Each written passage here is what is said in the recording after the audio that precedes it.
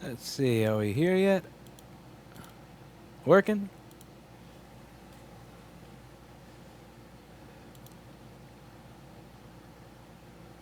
Am I live? I is live. Is YouTube live? Let's see. YouTube is live with 0 watching. Oh joy. It seems I'm all too popular. Okay.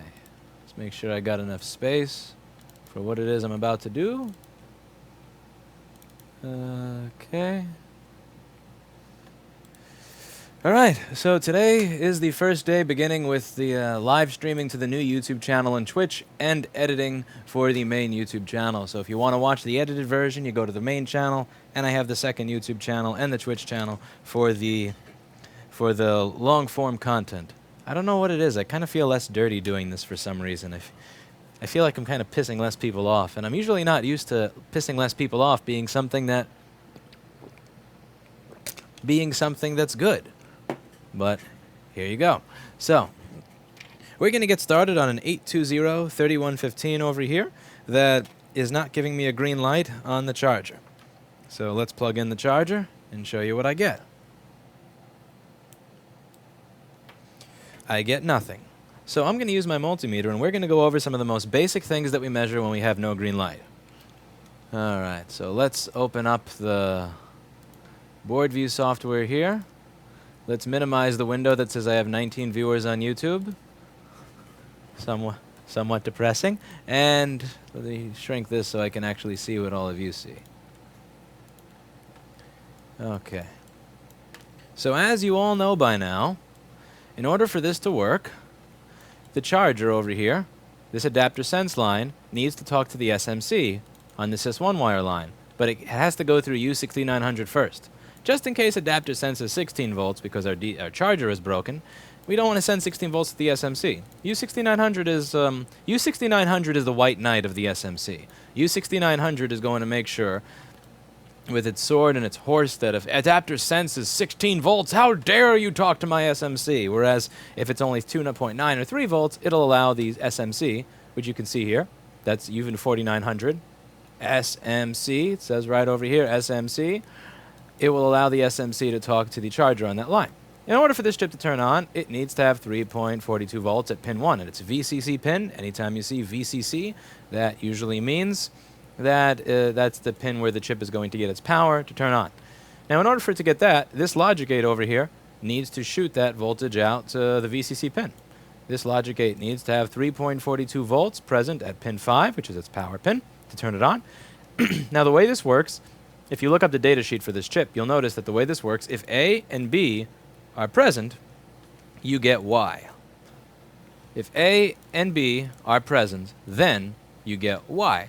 So I need SMC, BC, ACOK to be present and PP3V42 to be present in order to get the output over there, which I probably don't have right now. So let's see. So let me get my setup here going. Your channel... Lewis, what are you going to do without Super Chat? It says my channel must have at least 1,000 subscribers before you can enable Super Chat. And this channel appears to not have... let's see, what do I have? I have 898 subscribers, so no dice yet. Okay, so... Will the old live streams be posted here after they end? Yes, so live streams will get posted to this channel. So after the live stream is ended, it's going to be archived here. It's going to be on Twitch, and then I'm going to edit the video down for the main channel. So if you don't catch it live, you'll be able to watch regardless. There's always going to be something for somebody everywhere. Hopefully, that's the idea. We're going to try this whole crazy concept of trying to make everybody happy. And I know, silly, stupid, probably nuts, but one way to see if that works. So let's check out what we get on my board. So first thing to do we have PP3V42? So let's look up where PP3V42 is going to be. There goes the 60, 70 a day. Eli is losing the bet. Ha! I got that little link, that little Streamlabs thing. I honestly, if somebody were to use that feature, I'd prefer it be on Streamlabs, because Streamlabs takes a much lower percentage than YouTube does. Why not just stream on main channel and have the video unlisted for YouTube? Well, if it's unlisted, then nobody will watch it as it live streams because they won't know it exists. So there's that. Alright, so PP3V42. Where's PP3V42? PP3V42. I'm going to pretend I don't know where it is just to show you how I find stuff. And that's going to be over here. And we've got our multimeter here in serial mode.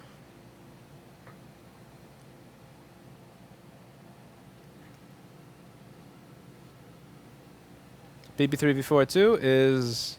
Hey. Wait a second. My meter is in serial mode, but it's not shooting out the serials. Oh, that's because it's the USB cable is not plugged in. Helps if you plug in the USB cable, you idiot. Alright, so let me plug my meter in so that you can actually see things. And... oh, that was dumb. So my meter program was not plugged in. Ha! This is the beauty of editing. All of my idiocy gets to be edited out. Now, let's try this again. Let's go and try this again. Alright, so multimeter. Yoink.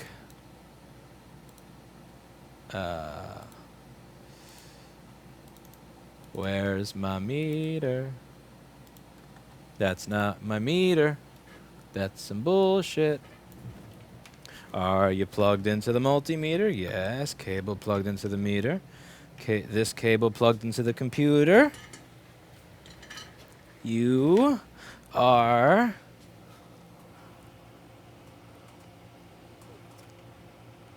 maybe plugged into the wrong port of the computer.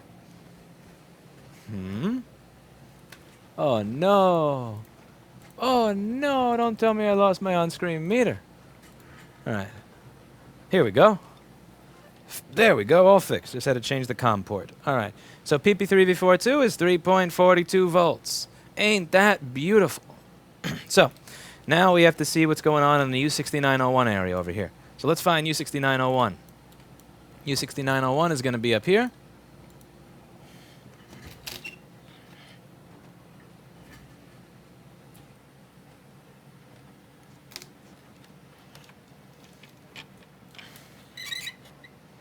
And ew. Oh, ew, ew. What the... what the fuckery fuck is this? This is some bullshit. This is not what I came for. This is gross. What the fuckity fuck? Boo. Boo. Boo. Pre-worked on board. Boo. All right. So let's get serious here. Let's get serious here, shall we? All right. So we're going to see what we get on pin 5. So here's PP3V42 making it to the chip.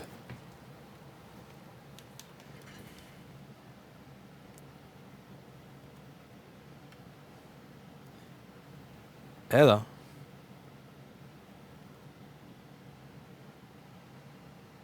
Pin 5. Hello.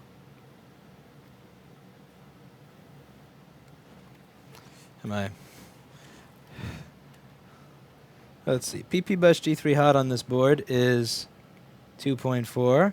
PP3V42 just went away. What? Okay, let's plug this back in and start from scratch. PP3V42 is there. Okay, let's try this again. PP3V42 on here is 3.42 volts. All right. All right. Pin 1. SMC BCACOK. SMC BCACOK is present on pin 1 of my chip. Now let's see what's coming out of it on pin Y. If the chip is working on pin on Y, which is 4, which is this, I should get 3.4. And I get 3.49. All right. What do we got to do now? We got to follow it along. Let's follow it along to U6900. U6900 is going to be on the bottom of the board. Now U6900, let's see if the voltage from here is making its way to here. So we click on pin 4. Isn't it still a little too disgusting for ultrasonic? We'll see. And that's supposed to show up in pin 1 of U6900. And U6900 is going to be here.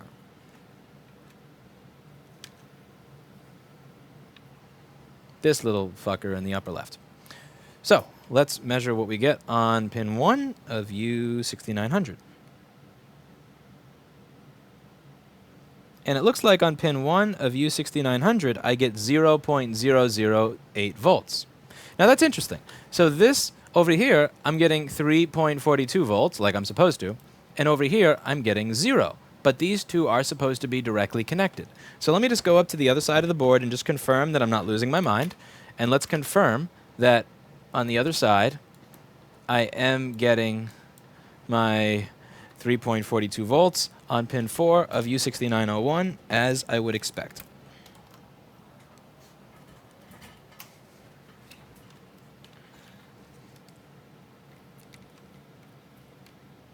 Okay, ground, and this.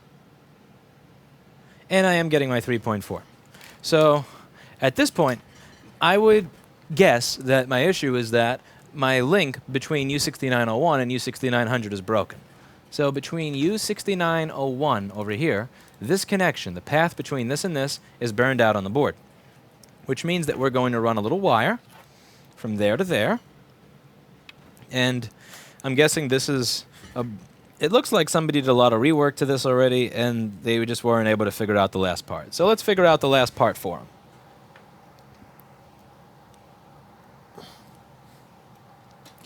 Zenon said, I liked Lewis's counter video to Eli. I liked what he said. In my opinion, white privilege is having parents and not being raised by gangs. Well, a big part of having parents is not growing up in a single-parent household, and the family was. I think the death of the family kind of started in the 1960s, or along with that whole Great Society thing, with where we're going to try to get votes by giving people free stuff, and then you look at the counterculture of the 60s. You combine it with welfare and all these other things, and then you look at the divorce rate in the 70s, and for a very long time, we were rewarding, we were incentivizing a lot of the behaviors that led to single-parent households, and single-parent households are a very, very easy predictor of criminality, of all sorts of just terrible things, and it's really not the fault of the children. I do like to give people moral agency and responsibility, but not growing up in a proper household does cause it does make life harder. It does make life a lot harder. And I would give I would criticize the parents, not the child so much. But and a lot of the people that made those laws that have been destroying the family for a long time were white people. So, if there's anything to apologize for, I would say there's that. Okay, so now I've got my micro pencil turned on. Got the flux off of my elbow that just got on my elbow. So the first thing I'm going to do here, cut off the meter, and we're going to redo this. And it's interesting because there's a lot of ugly points on this board, but this one is not. So the part that's broken here is this. Those laws in the Model City Initiative did so much damage people don't realize. I think people are starting to wake up to it. The issue is that it's a little too late. It's done its damage over a really long time period.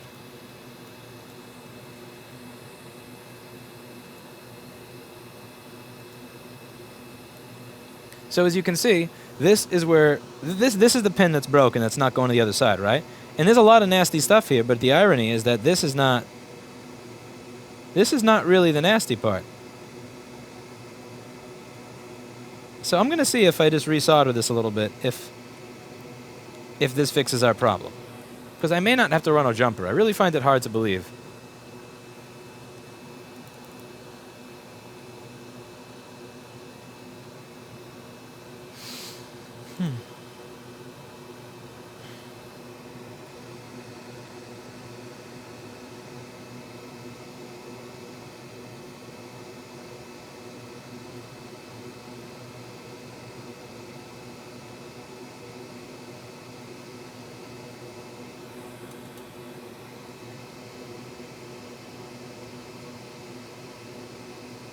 Just going to scrape away at that trace there a little bit. And let's see if that fixes it But I feel like we may have to run a wire. Yeah, no dice. Okay, so there's no way around the good old real work of running a wire.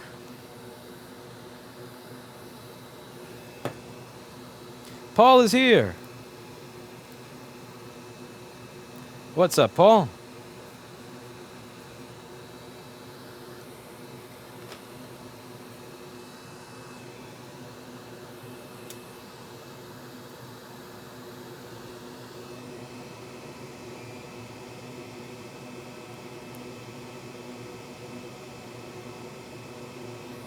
I need tweezers. Who am I kidding?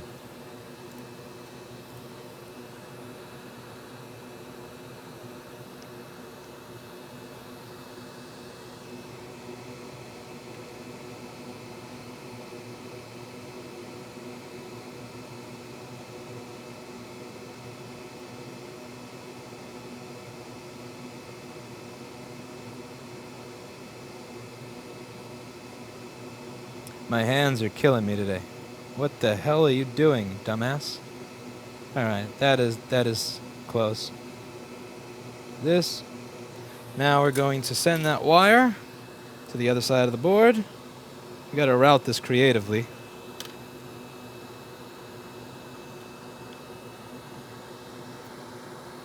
Okay, so where are we gonna send this? How are we gonna send this wire?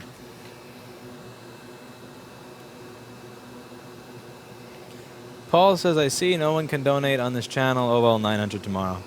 Yeah, I only have the Streamlabs thing, not the Super Chat. The Streamlabs thing should work, but the Super Chat thing won't work until 1,000. We'll see if I get 1,000 subscribers here.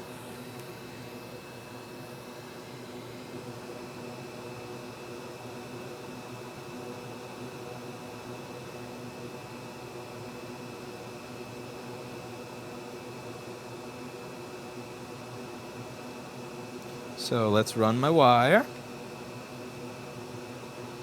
Okay, I probably should avoid the backlight section, but running it through the 50-volt backlight section is probably not the smartest idea. But I like the idea of the wire having some security on the board. Alright, so...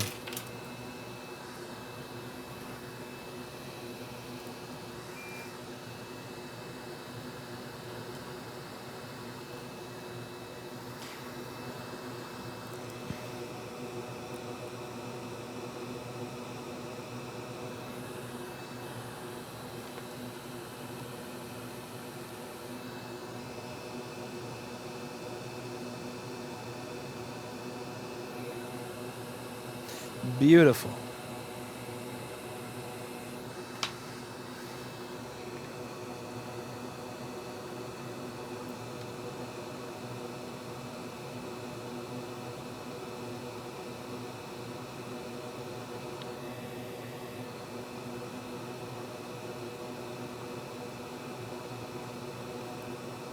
Let's get that lower on the board. Don't want you... I don't want any of the exposed wire to be available, sticking out.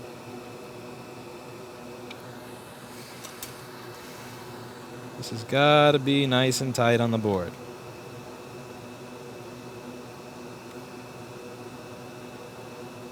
So I'm going to route this whichever way around, doesn't give it any slack. Not giving these wires any slack.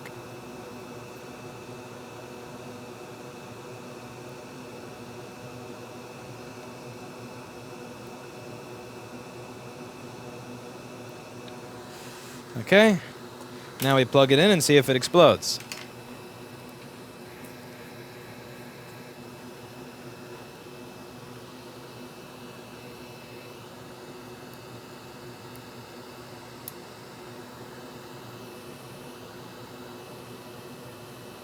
Woohoo! Look at what I got. I has a green light, baby. Ooh, look at that green light. Ain't that nice? Ain't that nice? That's my green light. Oh boy. So, that is it for that one. And as always, I hope you learned something. And now, time to move on to the next video. And by next video, I mean I'm just stopping the recording and starting it again to make editing easier. So now we're going to find another board to work on, because that was too easy. That was like when, remember when Bane thought that he defeated Batman, but it was actually Superman dressed as Batman, and then he kicked his ass and sent him to prison in the animated series in the 90s? That's how that feels. Let's see. Is this new format an attempt to capture more of the Tech Racks type viewership, mainly with YouTube bling, while also appeasing fans? It's one of those things where I always tell myself, this cannot be popular because, this will never be this type of content because, manufacturers will never send me stuff because, and I kind of wonder, am I saying that because it's true, or am I saying that because it's easier to say it than it is to actually figure out if it is true? So, you know, one thing I've noticed over the past year is that a lot of the profit comes from answering complaints and doing things that you don't want to do. So, for example, let's just take a few of these examples. So I used to hate getting people who, instead of watch the video and want to learn, would ask specific questions, and they would send me some 2-page thing on all the measurements they made, and what do I think it is, and what could it be, and blah blah blah. And then I used to answer them. And at some point, I would look through everything they said. I would go through the schematic, and I would spend a good 15 minutes thumbing through the schematic at like 1 in the morning. And then they would say, thanks, after I fixed their stuff. And at some point, it's like, okay, I was getting 5 or 10 of those a day, and then it got to be 15 a day, and then it got to be 30 a day. And once I hit like the 45 to 50 of those questions a day point, and I was actually answering them, and every single one of them was just a thanks, that started to kind of get to me, because the whole point of doing the videos, the videos, was that people would learn. My idea was if people would watch the videos, people would learn from the videos, and they would be able to fix things themselves. And I had this onslaught of people that had no desire to actually learn. They just thought that Lewis was the answer key. Like Lewis was the nerdy kid that, to not get beat up would answer everybody's questions or whatever in 3rd grade. And that kid in 3rd grade was always a joke. And so I thought, okay, people keep asking me to answer these questions. I hate answering questions, and at some point I just stopped doing it. And here's the thing. The hating doing it, since I didn't like doing it, it kind of closed me off to the possibility of... It turned me off to the possibility of making money off of it. So at one point I said, how about this? Every time somebody asks a question, I'm going to link to a forum that's $29 a month. And now that forum's got a lot of members. So that's an opportunity where I kept saying, I hate answering questions. People keep asking questions. And I didn't realize that that was an opportunity to make money. Now, the other thing I hated was when people constantly would ask me, what soldering iron do you use? What soldering iron do you use? When I go to older Eastern European region where electrical grid does not have ground wire, what would happen to laptop or desktop if I try to use it there? Some adapters just short ground to one of the phases, so I'm afraid to use those too. Oh, that's a good question, and I honestly don't know the answer. I don't want to give you an answer that's going to blow up your machine. I've never been out of the United States before. Yeah, shorting ground to another phase. I hope somebody can answer that, because I honestly don't know. Let's see. Yeah, I have no idea. I have no clue. I wish I knew. I would get a laptop that doesn't work, or that works fucked up, and test on that before you use the adapter that's going to be used on your main machine. Yeah, off the top of my head, I don't have an answer to that, I'm afraid. But anyway, so if I were to go back to what I was discussing... Oh, damn. Yeah, then the other thing I used to hate was the equipment questions. So every single video would have 15 questions. What iron do you use? What hot air do you use? What microscope do you use? What iron do you use? What microscope do you use? So at some point I started answering them, and then I answered and answered and answered and answered and answered and answered. And then it kind of started to get annoying, so I made a video on it. And even though I made a video entitled Tools I Use, like Microscope I Use, Soldering Station I Use, I kept getting the same question over and over and over. And I said, I'm done answering these questions. And then one day I woke up and I'm like, okay, instead of being mad at it, what if I created an Amazon affiliate account, and every time somebody asked a question, I answered it with a link?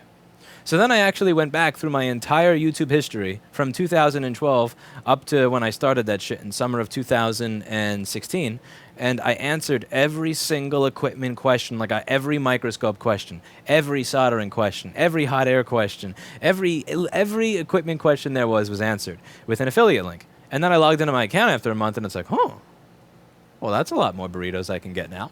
So what I've noticed is that every time there's something that I don't want to do because of somebody complains, they want me to do more work and I don't want to do it, that there is some way to monetize that. And I've noticed I did that with this.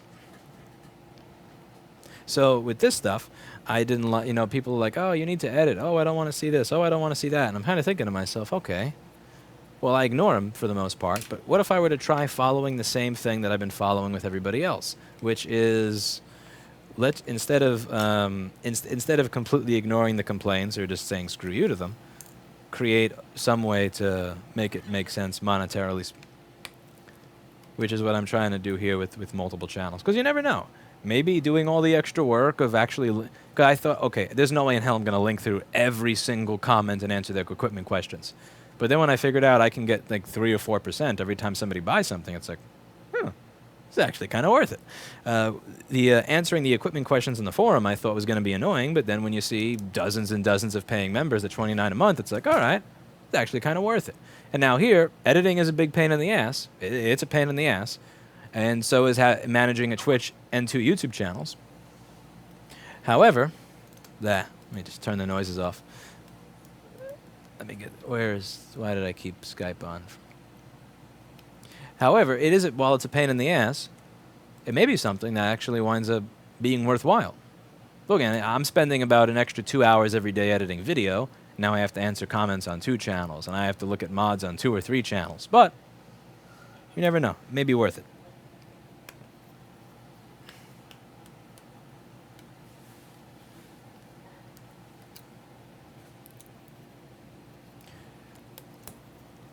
I was also thinking about this with the Lenovo Retro thing. So a lot of people have been asking if I would review it, and I've been debating whether or not to review it because when it comes out, I'm not going. I just don't want to spend $1,500 on a laptop when I know I'm going to get $20 in monetization revenue for it. But I'm thinking to myself, well, why is it that I'm getting that? Am I turning off a lot of people by doing live stream stuff? Like, why not just create channels in a manner where I actually have a chance of getting to a point where if I say, I want to review the new Retro, that Lenovo just sends it to me. Or that it makes enough in monetization that I can just buy it. Or that if somebody says, I want to see you review this XPS 9550, that I can just buy it because I know that the video that I create from it will pay for the machine that I buy that I then destroy with the durability tests. So it's one of those things. All right, so let's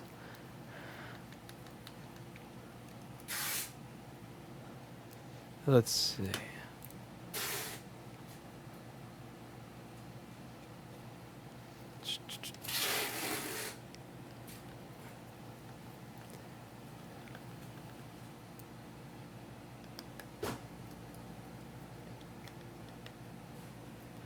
So many screws.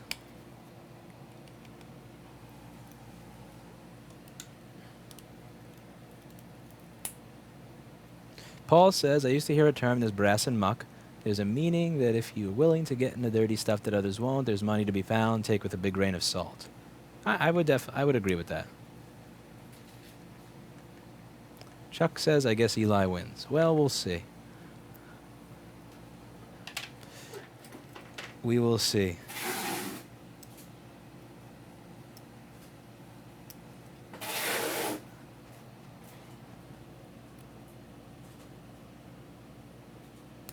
Okay. If Duke is watching, he's probably going to laugh because I'm unplugging all this stuff for no reason. If PP now one of the most common problems in the 3787 is the vCore MOSFETs send 12 volts to the CPU, which then destroys the CPU, which causes the CPU and those MOSFETs to be shorted to ground permanently. And this is not turning on, and this is a 3787 with the legendary sissy quad-core Haswell CPU. The quad-core Haswell laptop CPU in this machine is the biggest pile of sissy. It really is. It's such a piece of shit. You know those AMD CPUs from the early 2000s that you like used to overclock and they would go on fire? Yeah, like this is this piece of shit. This is this piece of shit.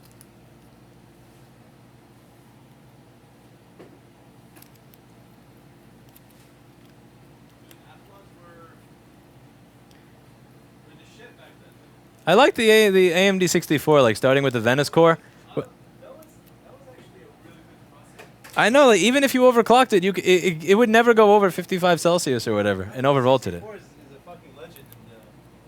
Yeah, and after that, they got all cocky with it, and then Intel came, and then they wanted to challenge Intel. Like, I want to challenge you to a benchmark duel and all this crap, and then the Core 2 Duo just came out, and they got raped. Yeah, for 10 years. For 10 years straight.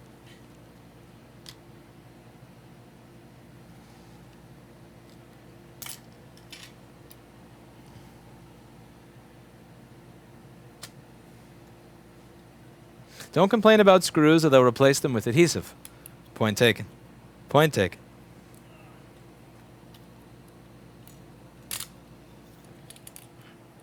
Okay, so how much do you want to bet that PP bus G3 hot is shorted to ground through the CPU? Like it always is.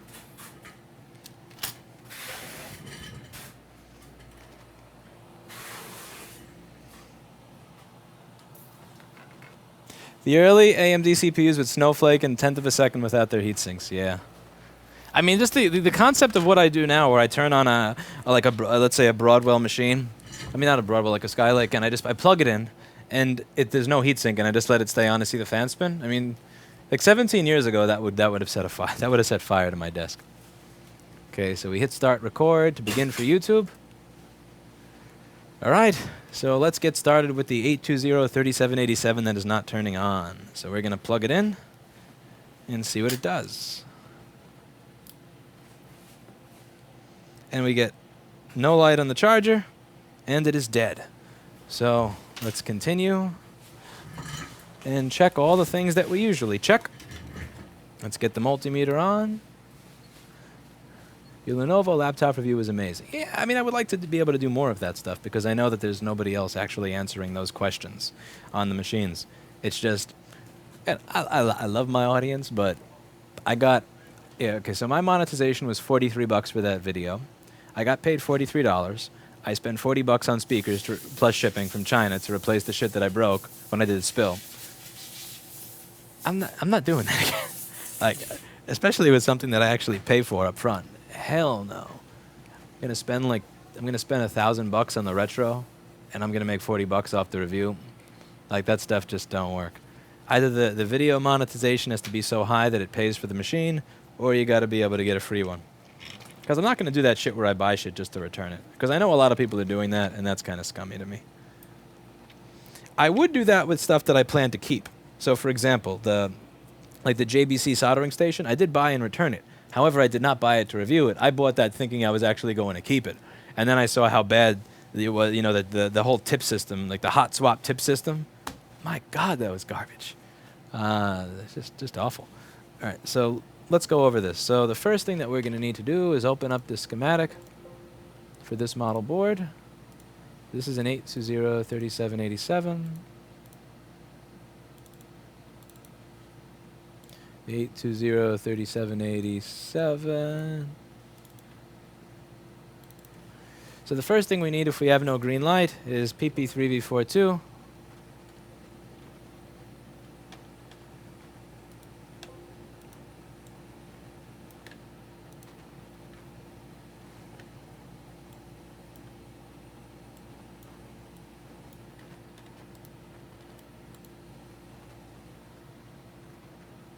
So the P50 is still okay after the spill. Yeah, it's just the speakers work like shit. All right, so PP3V42 is required. So here we've got the charging port. This is going to allow the charger to talk to the SMC. Let's look on pin 1 of U7000. U7000 is going to be down here.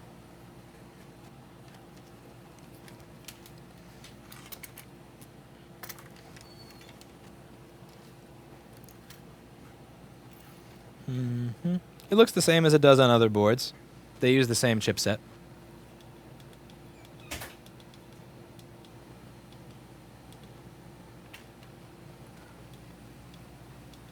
Come on, turn down the exposure. This isn't Vice.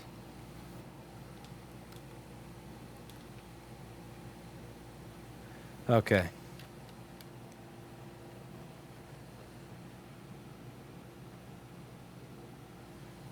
What am I measuring? Let's see. Pin 4 is one wire.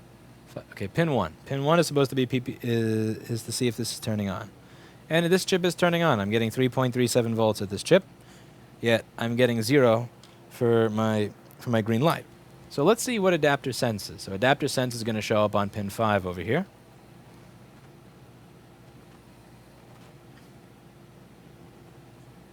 That's kind of weird. That's low. 0.7 volts in adapter sense. I'm not sure if maybe that's something different from MagSafe too, but that seems kind of low to me. That seems low. Seems too low.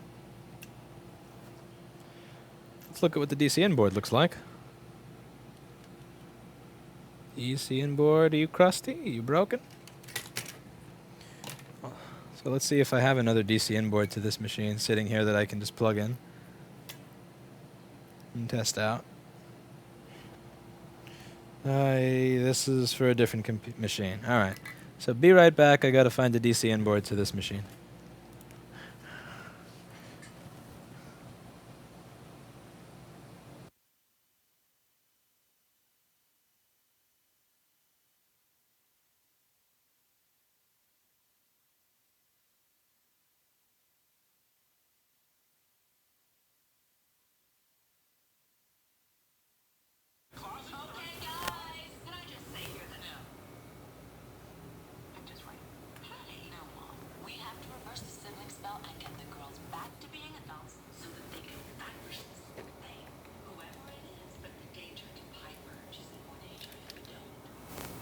Days of our lives.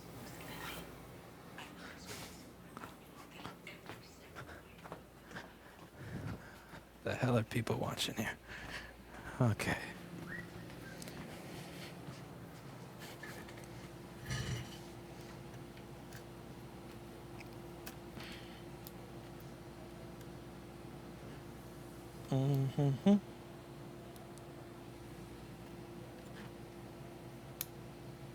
Seriously? There you go. Okay, DCN board, got the light on. But you're still dead. Why are you still dead? Alright. Let's check out what adapter sense is now. Remember, adapter sense is supposed to be somewhere between, usually around 2.9 volts. If it's 16, that's bad. That means that charger voltage is getting into the sense line. And if it's too low, that's also bad. If it's too low, it's bad because that means that it's not communicating. So the adapter sense voltage is going to let me know if the DCN board is good or not most of the time. So now we got a green light, but it's dead. So the next thing I'm going to do is I'm going to check the rest of my voltages on the list. I was disappointed you didn't accept my $100,000 plus 50% contract for the MacBook trackpad driver. Yeah. How about we split the repair, Paul? Paul, you write the driver, and we'll split the repair. I'll give you 70% of the $225 that I get if you write that driver. I think that that's fair. And I'll give you a commission every time I use it for a future repair. How about that? Okay, so let's go over to the... Let's go over to our Power Rails page. Where is the Power Rails page on this damn schematic? They keep moving it further and further back. Here we go. So we're on page 81 now. The most important part of the schematic is on page 81 now. So PP Bus G3 hot. Let's check out PP Bus G3 hot.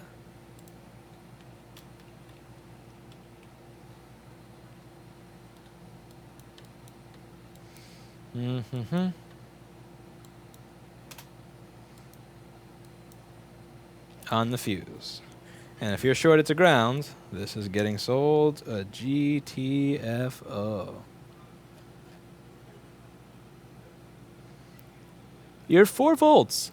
Okay, so 4 volts sucks because that means that we're not shorted to ground, but that we're also not creating the rail. But it's still better than being fully shorted. If it was 1.7 volts or 0.7 volts, then I'd be screwed. So let's see if there's a short circuit. That's not a short circuit for a line that's attached to just about everything. Yeah, that's fine. That's what we're expecting, like somewhere between 0.125 to 0.184. So now let's look at the area that's going to create PP Bus G3 hot, which is the U7100 area.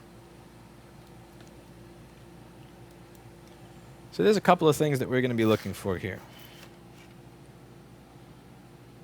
First thing is, how does it look? How healthy does it look visually? visually, it looks pretty nice.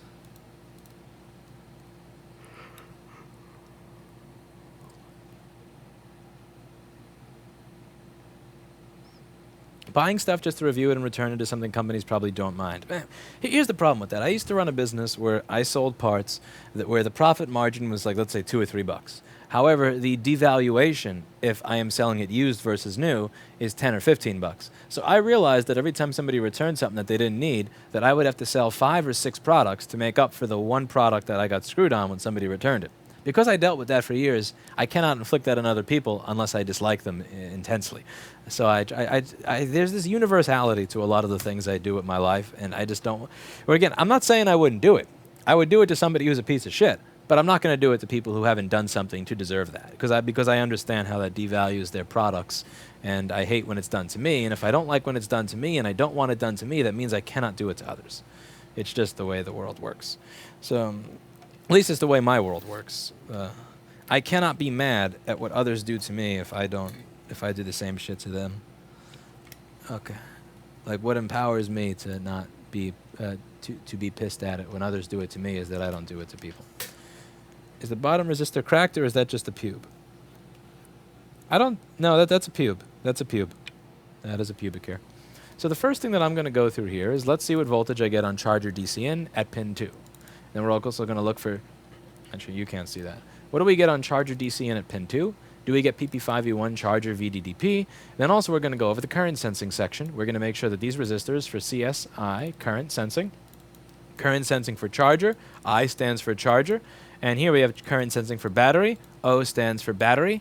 That's in this language, so I'm guessing that's part of some other language. So. Paul, come on, that's a fair offer. I'm trying to work with you. Oh, Paul. All right, so charger DC in, present. Now what we're going to do is we're going to check our current sensing section. So here we have a loop. So this is a current sensing resistor. There's going to be a voltage drop across this resistor, and the voltage drop across R7120 is going to be proportional to the amount of current the system is using. So here you have where it says from adapter. So this entire point of this page of the circuit is to take the 16 or 18 volts from the charger and turn it into 12 volts for the system. So it's going to come through here. So the more current going through this resistor, the greater the voltage drop will be between the beginning and the end. Now, R7121 and R7122 are going to deliver those voltages to U7100. U7100 is going to compare them, and once the voltage difference is too great, it turns off the circuit or disables it. So since there's a 10 ohm resistor, then a 0.02 ohm resistor, and then another 10 ohm resistor, that means that I get to go to sleep. I mean, that means that the resistance that I get between pin 27 and 28 should be the sum of all those resistances, which would be 20.02 ohms. So let's find pins 27 and 28. Paul thinks my offer is unfair. I said, write a driver for the keyboard and I will pay you 70% of the repair price that I get to charge the customer. I think that that's very fair. I think that that's incredibly fair. Spend like 400 hours of your life on something for like 130 bucks. Now, as you can see here, the resistance I get between pin 27 and 28 is 3 million ohms. 3 million is higher than 20.02, which means that one of these resistors, or both of them, are blown. As you can see here, each of these resistors has a little hole in the top of it. See? Each of those resistors has a hole in it, which means that they are blown. Now, what's going to cause those resistors to blow? Often what's going to cause those resistors to blow is a path to ground. So those resistors sit between the charger and U7100. If U7100 goes bad, then it will short to ground. If U7100 is shorted to ground, then the things that are plugged into U7100 are also shorted to ground, like, let's say, the current sensing section. So we're not just going to replace the current sensing resistors. If the only problem were that the traces were bad, So let's say we were in a case where the only issue with these with the circuit was that the trace, this to that, was broken. This was ripped up off the board, or this probe point was liquid damaged. Then we probably would not have to replace the U7100, and often we wouldn't even have to replace the resistors. However, since each resistor is blown and the system is cosmetically perfect, the issue is most likely going to be an electrical issue. So if I were to measure resistance to ground on either one of those pins, I have a feeling that it's going to be very low. And as you can see here, I'm being proven wrong. And let's check this.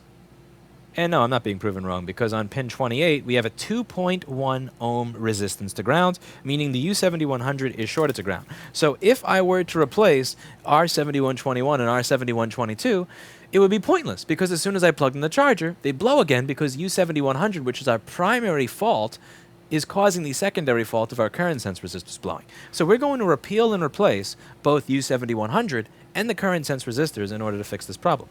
So let's get the rework station on and get going.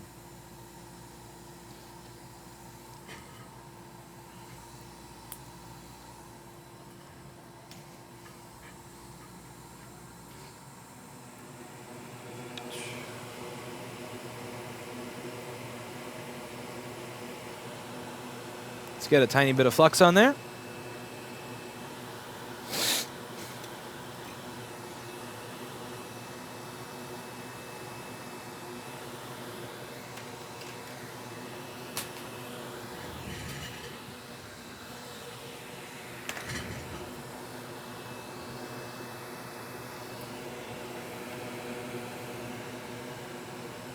We're going to preheat the board a little bit since my office is cold and I have not done any soldering on this board yet. Don't want to thermally shock it. Are you not streaming on your other platform anymore? No, I'm streaming to YouTube. But just a different channel on YouTube that's meant for live video only.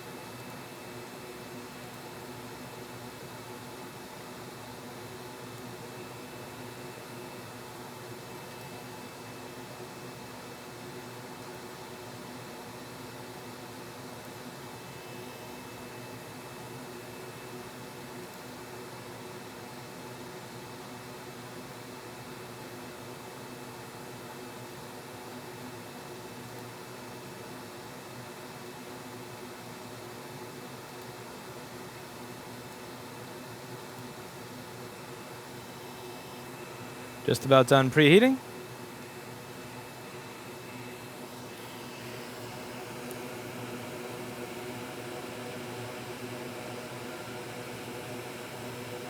Now we can go in and repeal some stuff. Also, might as well turn off the multimeter.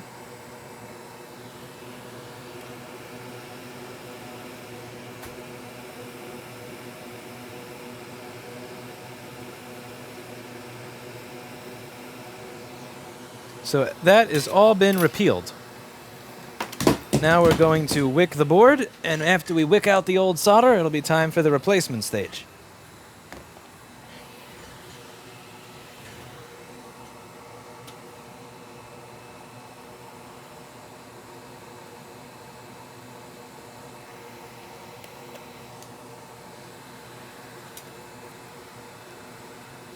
I thought you weren't going to stream on YouTube anymore. I don't know why you thought that. I'm not streaming on the main channel anymore. Okay.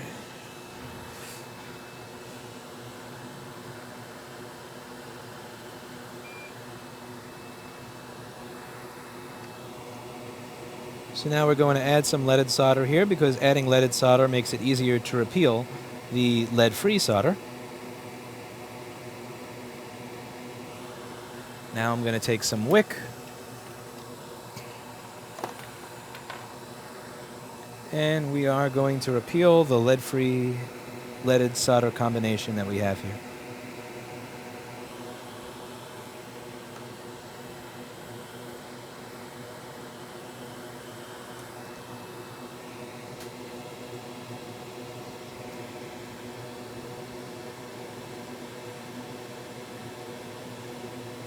Remember, wicking is the professional way to repair. I learned this while I was teaching with Jessa at iPad Rehab. Right before I quit teaching with her, she said, I don't want you to leave here without understanding the secret to how it is I have the highest success rate in the industry for liquid damage data recovery. And I said, Jessa, what's the secret? Please tell me the secret. And she said, I wick every pad on every QFP, QFN, and BGA that I work on. And I said, wow, thank you so much. And I've been following that advice for the past 2 years, and as a result of following that advice, all of my repairs go amazing. Wick everything. What great advice. I just would have never thought of it on my own. Let's see. I love to watch your videos. Greetings from Germany. Thank you to Razdan. I really appreciate that. I'm glad that hopefully your internet in Germany is better than my internet here. How long have you been doing board repair for? Well, it depends. What type of board do you mean specifically?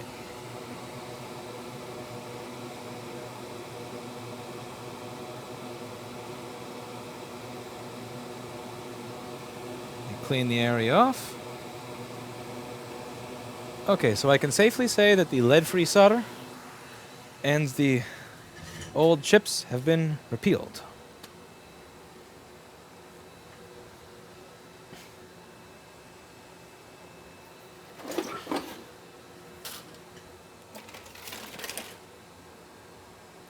Now, they must be replaced with better ones. For MacBook boards, probably the last... I started in 2012. I got serious about it in end of 2013, mid-2014.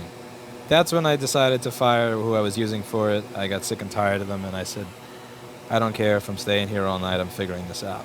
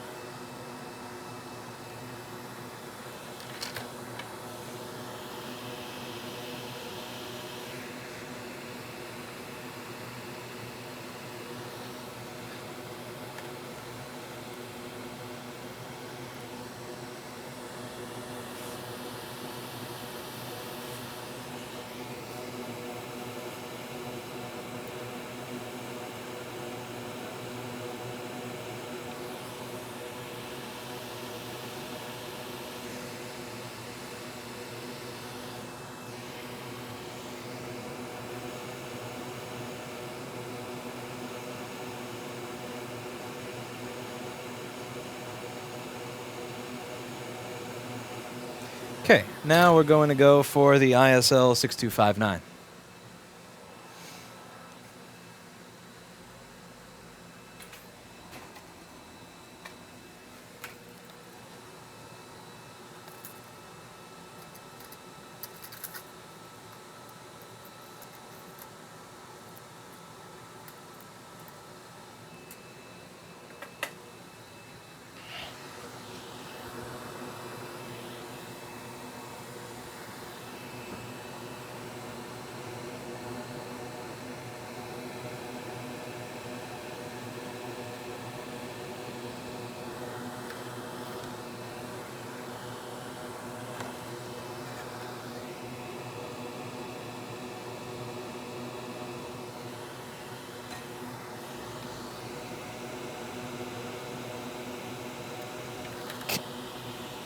Whoops. See, this is the beauty of editing, is that That doesn't have to go in the YouTube version. Ha!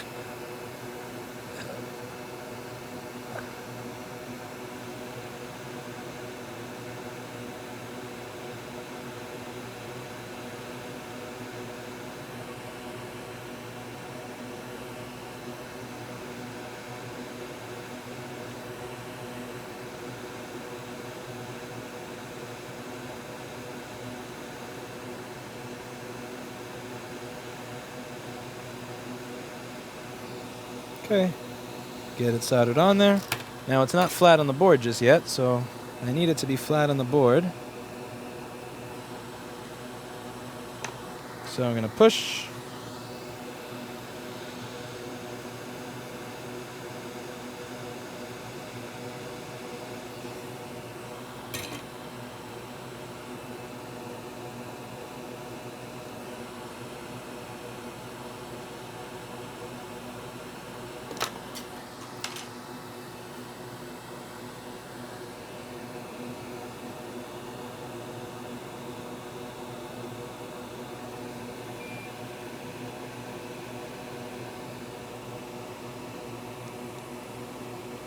That was dumb. We're going to put that back into place in a second. Definitely not the ideal tip to be using to touch up QFP pads, but we like to live on the edge. And put you back into place. There. Like it never happened. All right.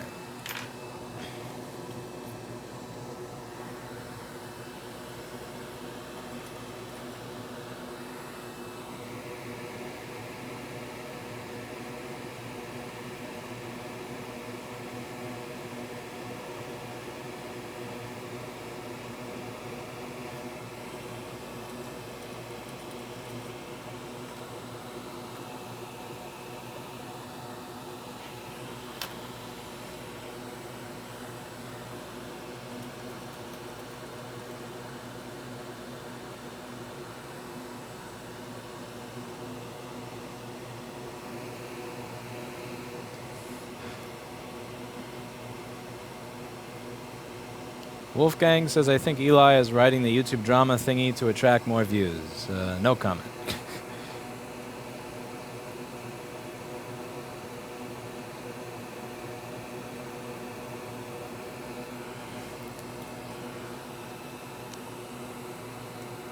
No comment.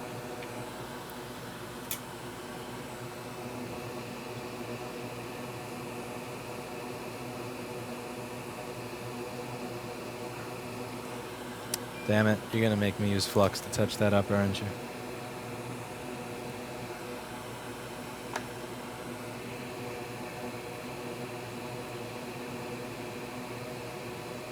All right.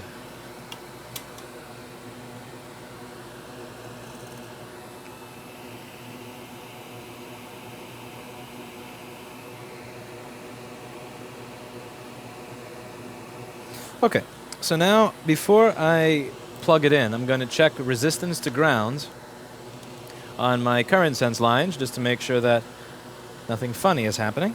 I'll take black probe ground, red probe, and current sense.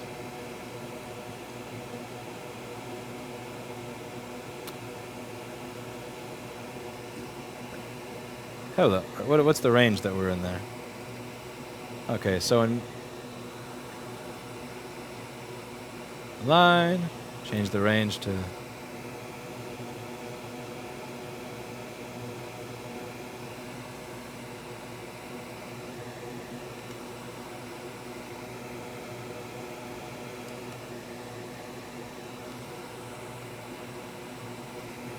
Alright, I'd say that we're pretty safe here. Except I didn't really get the top done nicely since I was using that large BCM2 tip, which is really inappropriate for QFN soldering. I was being lazy. If you caught me being lazy there for a moment. I really should have had the something else on. A little better for that. But yeah, at this point, it's clear that our issue with the short on the current sense line is gone, and it's, see, much cleaner. Much cleaner.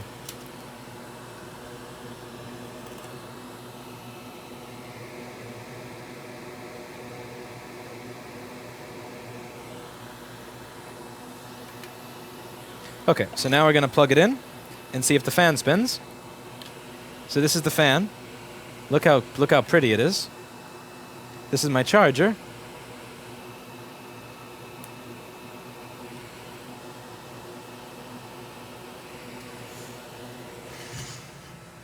It spins! Isn't that great? So that's how we repair a machine that's dead, not turning on. That is how we figure out if the DC inboard is bad or not. Before you even grab a new DC inboard, the adapter sense line will give you some good hints as to whether your DC inboard is good. 2.9 to 3 volts good, 16 volts very bad. Charger voltage is making its way into the adapter sense line. And anything considerably below 2 volts or like 0.7 volts means that it's not doing its job, it's not working at all. So that's about it for that one. And now we move on to the next board. So now I stop the recording because ProRes takes up way too much space, and we find the next one. How many people are watching? 104 people. Man, I'm down to like Eli viewers here. This channel is killing me. I've got Eli viewers on this channel. Sad. Alright, what comes next? What comes next? What comes next?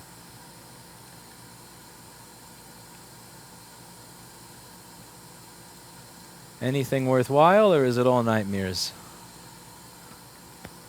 Nightmare, nightmare, nightmare, nightmare. Waste of time.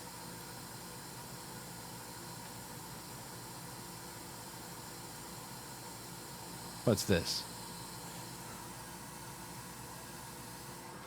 Okay, might as well leave some notes. Always good to leave notes.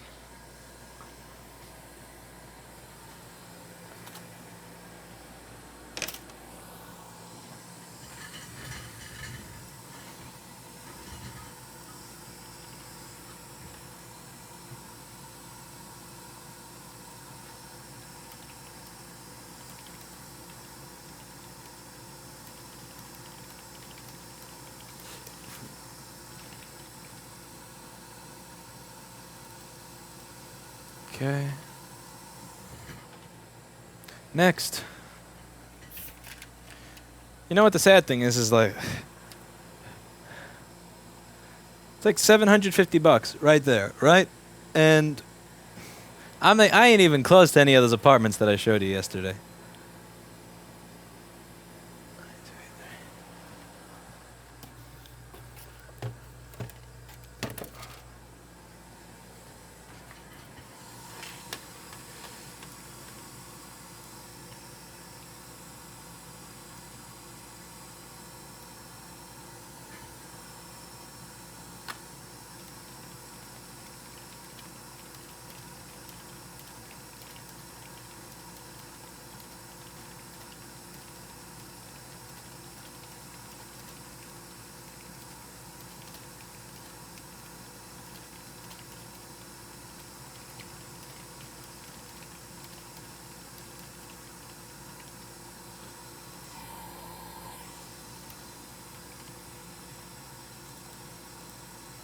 Alright, what's next?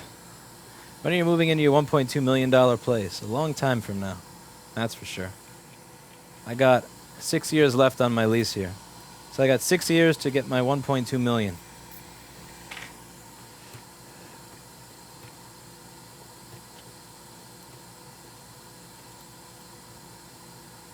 GPU, oh, fuck that. Graphics chip.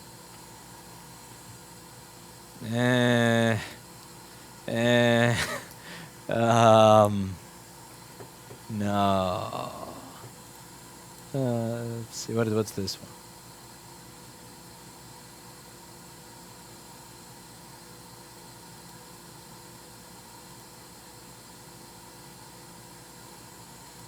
What's this one over here?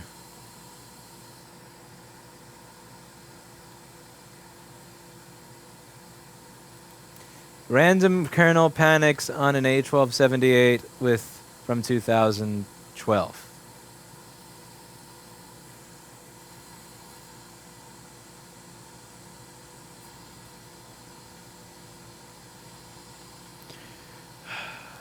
Well, you want to see a GPU? All right. Maybe we'll look at a GPU. I do have to do it eventually. Just hoping to leave that for when Jason comes back from vacation. I would have wanted to leave that for when Jason comes back from vacation. We have a long-standing tradition at this business of when people take vacations, we leave all the shit work for them when they come back. So all the crap that nobody else wants to do, all the stuff that's horrible, miserable, like has bugs in it or whatever, gets left for the person that went on vacation.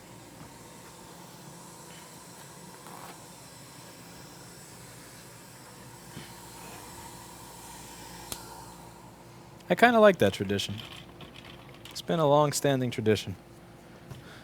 If I do all this stuff, then I gotta cherry pick out all my backlight fuses, you know?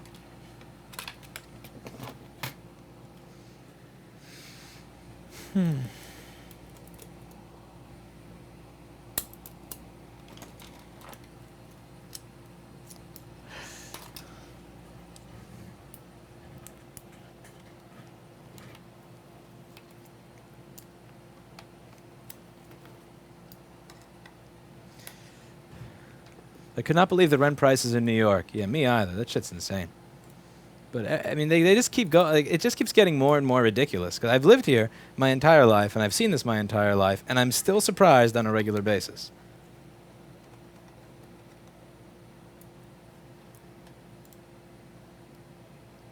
You need to find a better way to let the others know on YouTube about the format change. Okay, so you mean linking? Okay, so in each video I do a link to this channel. Then I made a separate video entitled "New Format Change" in capital letters with links to this channel. I can't. I'm sorry. I can't pay somebody to come by to your house. Like, you know how what was okay. You know how Lyndon Johnson sent somebody to everybody's door and said, "Hey, if you get a divorce," like Lyndon Johnson had people knocking on doors saying, "If you get a divorce, the state will pay you welfare." I'm not the president. I can't afford to have somebody come to your door and say that I have a new channel. I can't. I did a video. I leave a comment in each video that I do, and that I tweeted it. That's it. Like, what do you want? What do you want? Like, find a better way. Like, I'm not coming to your house. I'm not coming to your house. There's 275,000 of you. I'm not going to knock on your door. I'm not going to pay somebody to knock on your door. I don't know where all of you live. No. Just no. No. All right.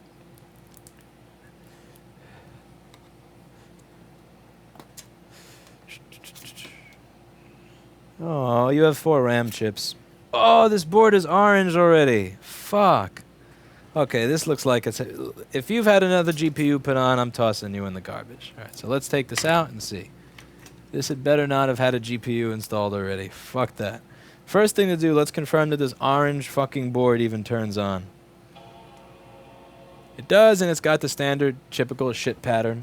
Let me see if I can show it to you here. Leave a link on your main YouTube channel to this one. I did. I can't do any more. There's not much else I can do. The best I can do. Well, you can't really see the fucked up pattern on the camera for some reason. But damn, this board is just straight up orange. Let's show you on the microscope. Which is tangled with the fume extractor. Look at this. Look at this orange ass board. Look at this fucking... Oh my god. You've been raped. Who raped you? This board has been... Look at the edge bonding. Even the edge bonding is brown. The fuck? God damn it. Alright, so let's go open this shit up. Let's open this piece of crap up and get to work. What's the orange mean? It means that somebody put this shit in an oven already. And since they put it in an oven, that means the VRAM is going to be dead. And since the VRAM is dead, that means that me replacing the graphics chip is a waste of time. So this is one of those repairs where if I were smart, I would charge money even if I don't fix it, cause this is a high chance of not working even if I put a good chip on it. Alright, so the board was spray tanned. Yeah. This board got raped.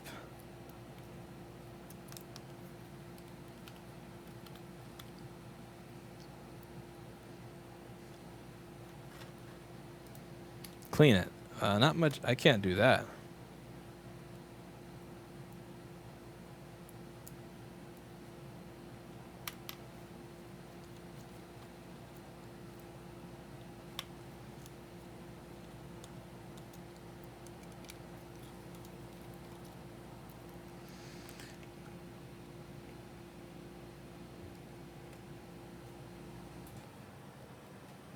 I will not rip the webcam connector or cable. I will not rip the webcam connector or cable. I will not rip the webcam connector or cable.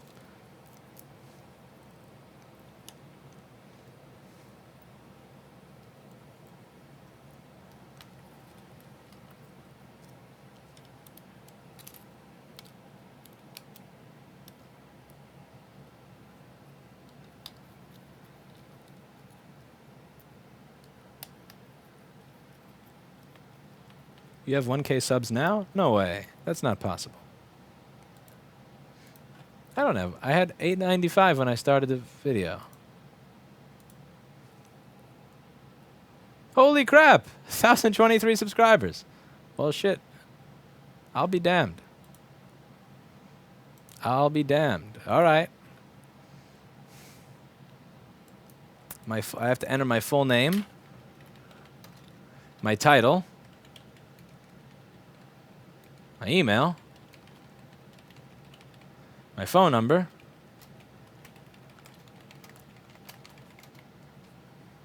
and then I have to sign my life away to Google. I signed my life away to Google, and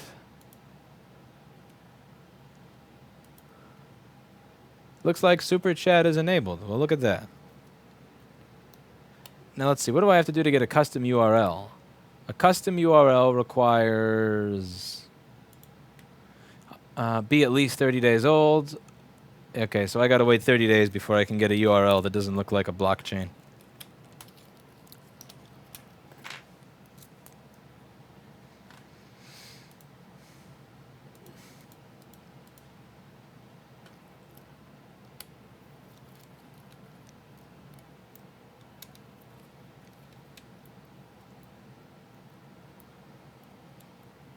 You might not want to have to keep your keyboard on stream. Well, you can't see my numbers, and you can see my letters, but you know how I mean, you know how to spell my name, unless I guess now you know my name.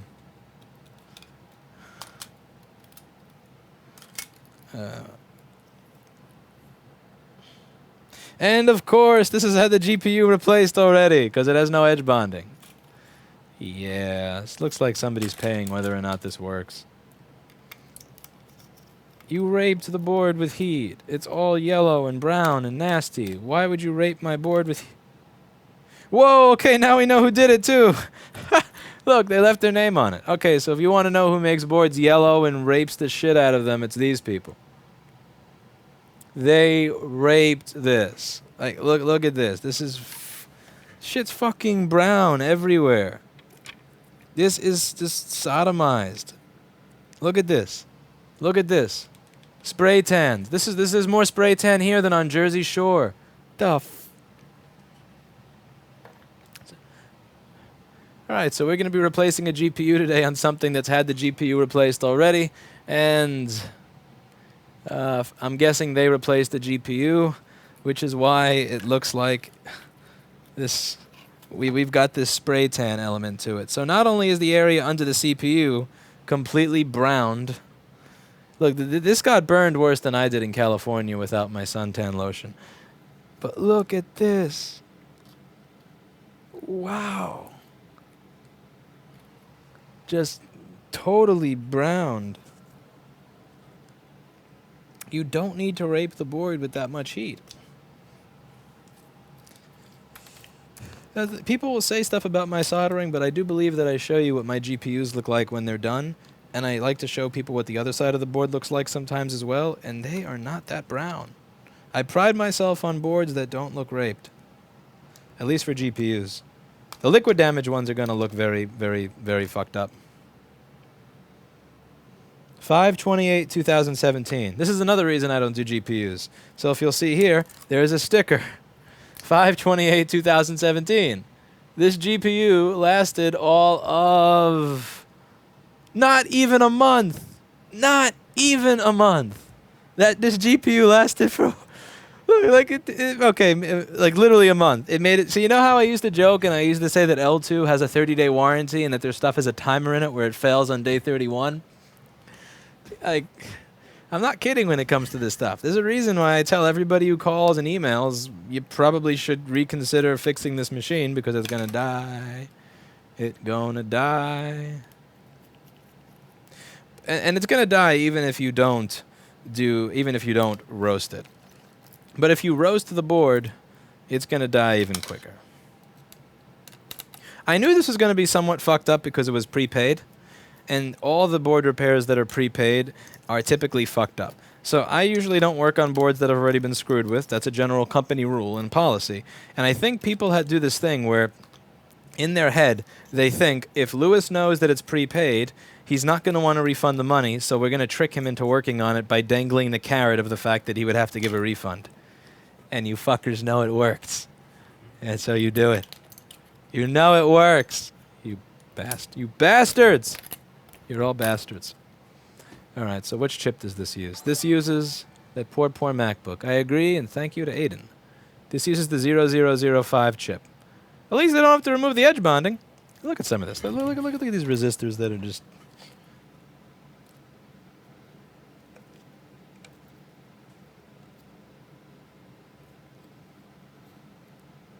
It's so slippy, slidey, and... Yeah. All right, let's see if I got a 0005 chip. You can see the professional manner in which all these things are kept in my office here. So, ready? 1, 2. Yeah, let's...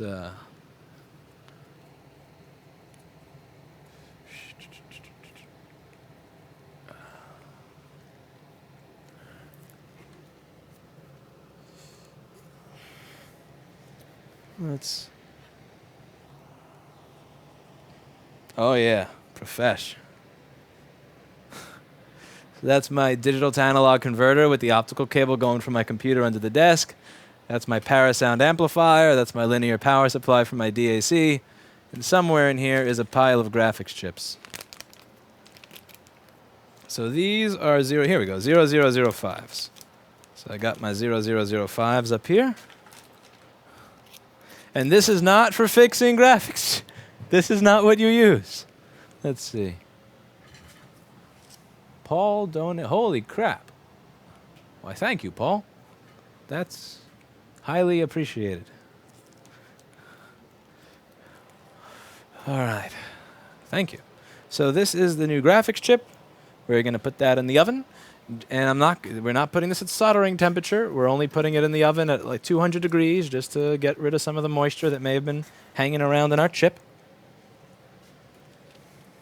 Now we're going to get the board put on my station. Thank you to Unis, whose name I'm probably mispronouncing. So the first thing I'm going to do is I'm going to tape up the VRAM because I don't want to rape the VRAM any more than the VRAM has already been raped. The VRAM on this board has been raped badly. It's like an Amazon distribution center. It's funny that all the prepaid boards are the hardest. Yeah. Again, my theory is this, is that people know, they know my policies, but they think if they prepay, that it kind of forces me to work on it. And it doesn't force me. I can always refund you. It's just... It's easy to say no to work. It's hard to say no. Like, I got used to having that money in my bank balance. I looked at my bank balance, and now I got to give it back. So it's tricky, but it works. So it's good trickery.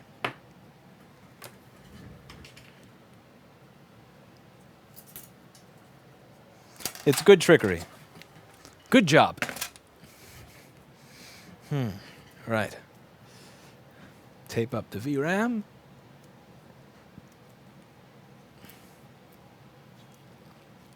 The lack of desk space he uses triggers me. My desk is entirely used. There's something on every corner of this desk. It would be nice to get an assistant someday that's good at organizing stuff. Jason's a good assistant, but he can't organize anything. I've never met somebody more disorganized than me. And then I met Jason. And holy shit. Very smart. Incredibly intelligent, but...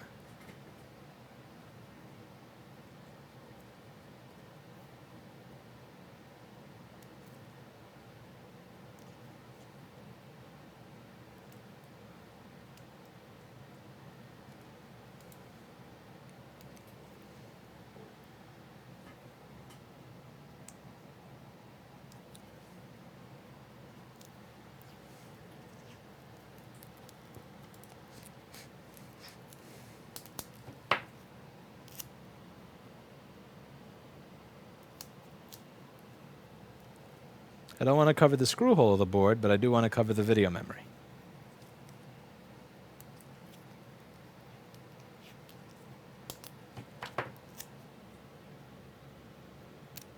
Reflowing the video memory is mean.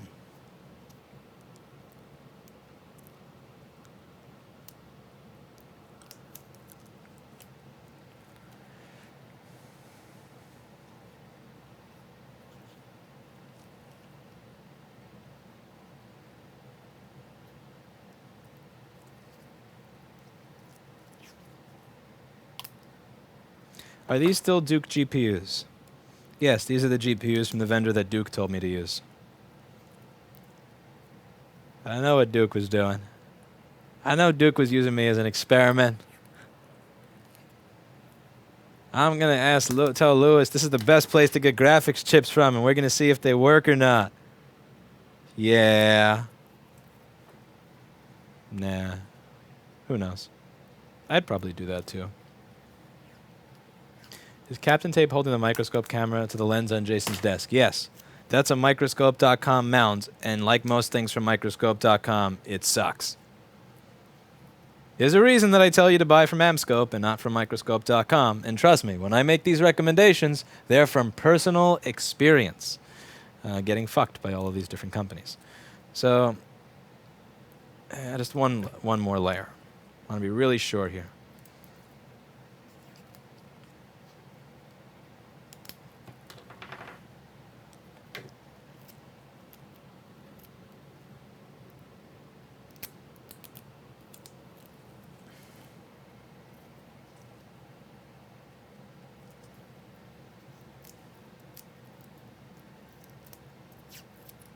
All right, so let's find out. I got to plug in this setup here.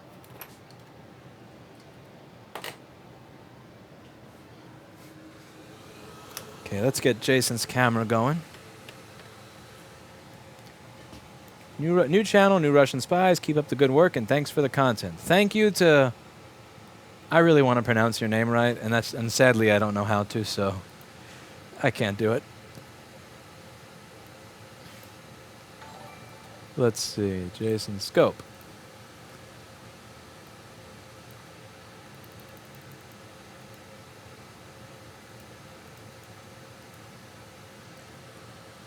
All right.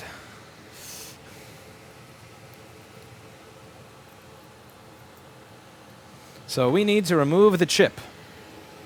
So I'm going to place this. Let's change the placement here so it makes more sense.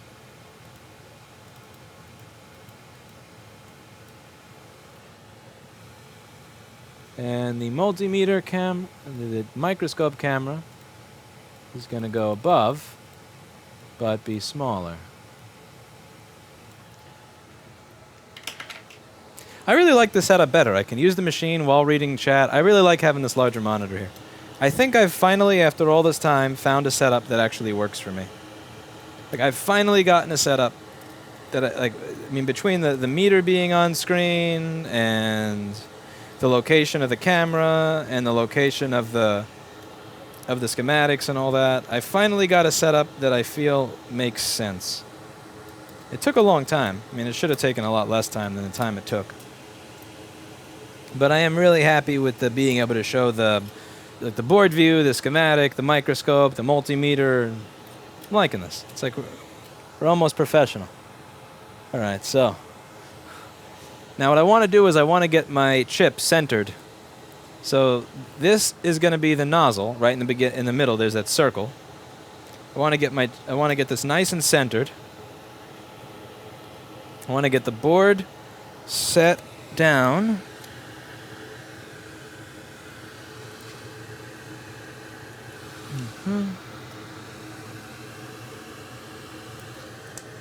The board should be supported by all these pegs. Once it's kind of in place,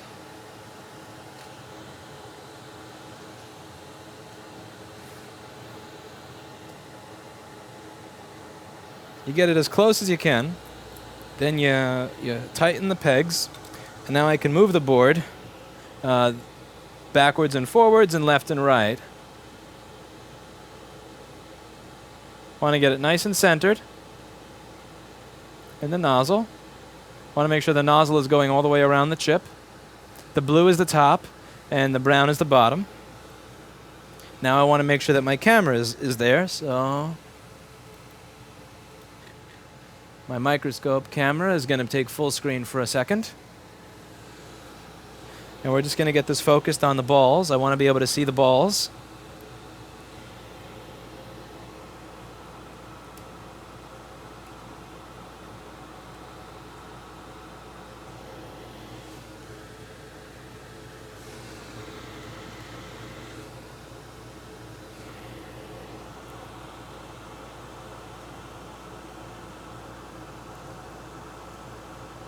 Now this is sitting on top of a box, and it's on a broken mic stand because I don't have a proper mount for the camera, so it's constantly jiggling, which makes it almost impossible to get it in an actual focus. And I haven't tried to solve the problem because it would take me a lot of time and effort to solve this problem, when the real problem, the problem that I actually would put effort into solving, or should put effort into solving, is the problem of not having real GPUs available, which is a far greater problem. So I never bothered solving this one. So let's get started and melt some stuff, shall we? So let's melt some stuff. I'm going to shrink me.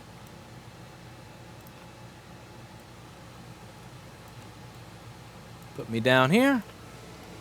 Start the machine. It says ruining instead of running because it's a typo. I love that.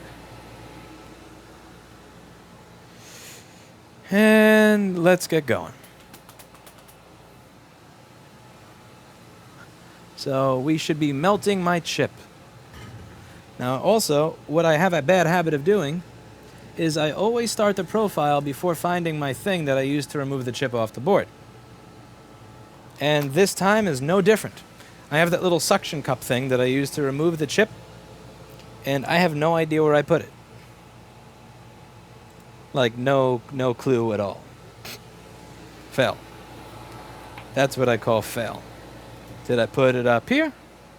And of course, this always happens. I realized this after starting the profile, not before. Jason even asked me if he wanted me if I wanted him to pick up one of those things while he was in China. And I said, no, I'm never going to do a GPU again. Why would I want that piece of crap? Of course not. I'm not going to waste my time on this GPU shit. And what happens? What happens other than me getting a fucking graphics chip that's prepaid and then being stupid enough to work on it? All right, so I'm going to do what none of you should ever do. We're going to do a do as I say, not as I do, and I'm going to use tweezers to remove it. The reason you don't use tweezers to remove the graphics chip is because if it's not melted yet, you can rip pads off the GPU. You should never use force to remove it. It should just naturally come off. But unfortunately, I don't have that luxury here because I can't find the tool because I'm a dipshit. So we're going to just take it off with tweezers.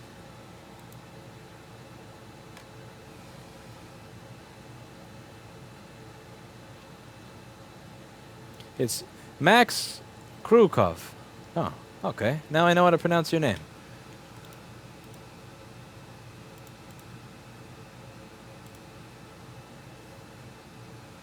So now we wait. So the top is at 129 Celsius, so we ain't even close to melting anything yet. Make sure you're a little closer to the board.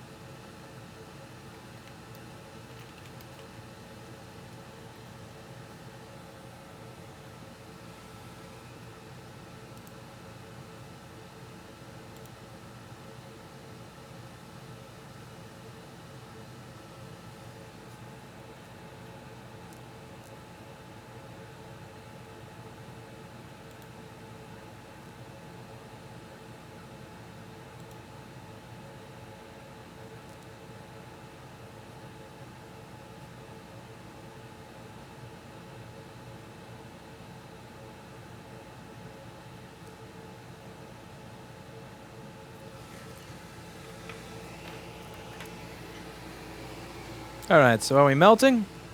Can't really tell, too blurry.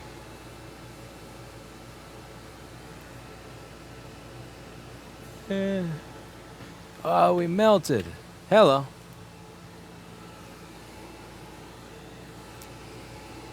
I'll give it the safe amount of time that I usually give it.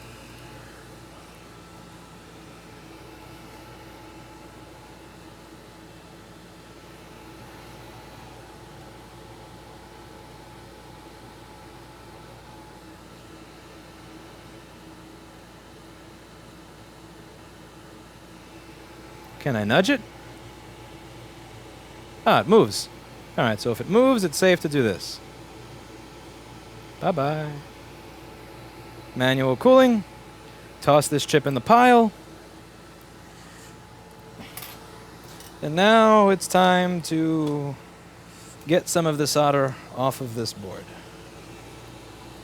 Get some of that lead-free shit out of here. Now the best time to do this is while the board is still warm.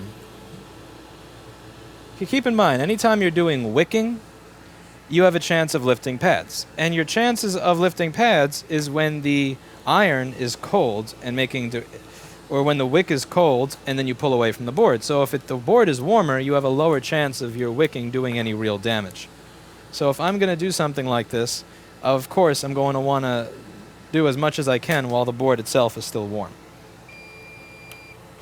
So I've got this soldering iron tip here, which is, it takes up the entire space of the chip. See? Actually, did this camera freeze? Oh, we've been looking at the balls under the CPU this whole time. Whoa, that's full retard. Never go full. Oh my god, I was wondering, why isn't that melting? Man, I suck. Okay, so you were looking at the balls underneath the fucking CPU this entire time. Let's see, how many people caught that? How many people caught that? How many people caught that shit? I'm curious. Okay, I gotta do this while before the board cools off, so I can't check yet.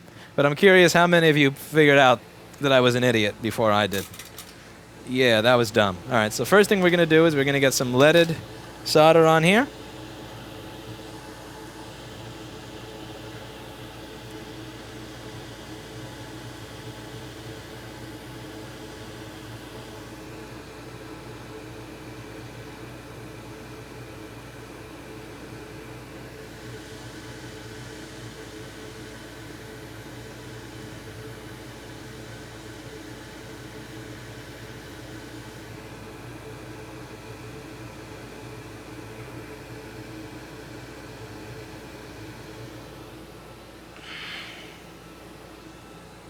Now after we do that, clean off the thing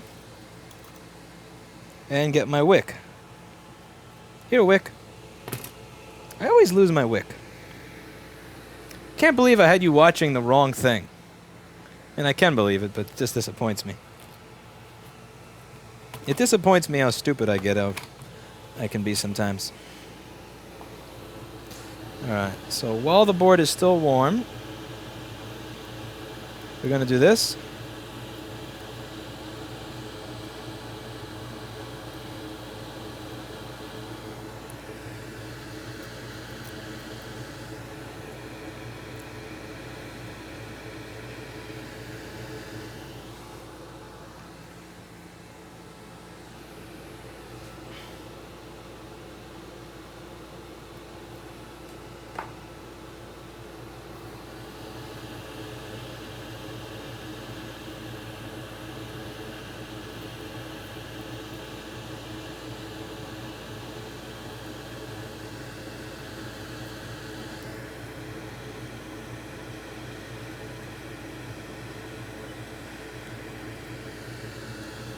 Okay, now I did a bulk of the work while the board was still on here, but now I'm going to do the rest of it under the microscope because I want to make sure that I've wicked everything properly. So I'm going to remove the board from this and go under the microscope in a moment. Man, that's dumb. I was wondering, man, those balls really haven't melted this whole time. Man, that was dumb. That was some dumb shit. Duke is watching. He's going to laugh. He's going to have a good laugh at that. I'm here for Duke's entertainment. Okay.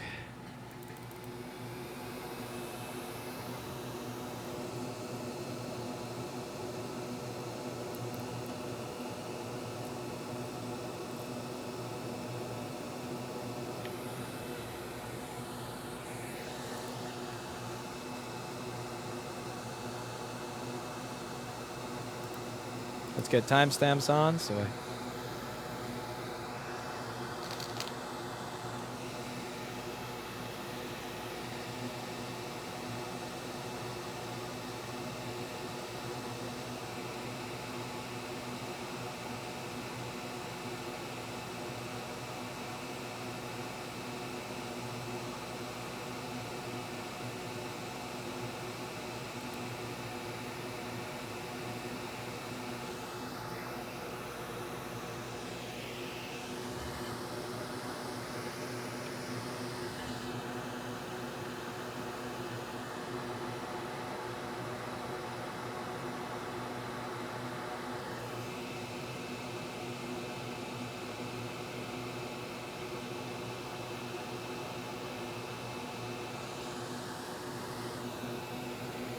N2U NES says cap just popped off. What cap?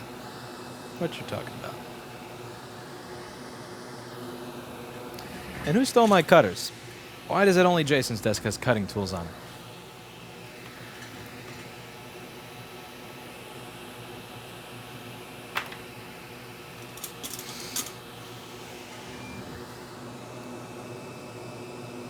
So now the edges are where the edges here are the area that's a little where I didn't get everything because I was afraid of knocking things off. So I usually reserve the edges for being under the microscope.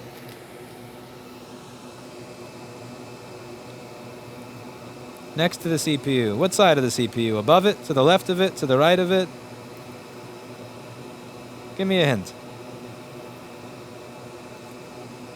Be kind. Give me a hint.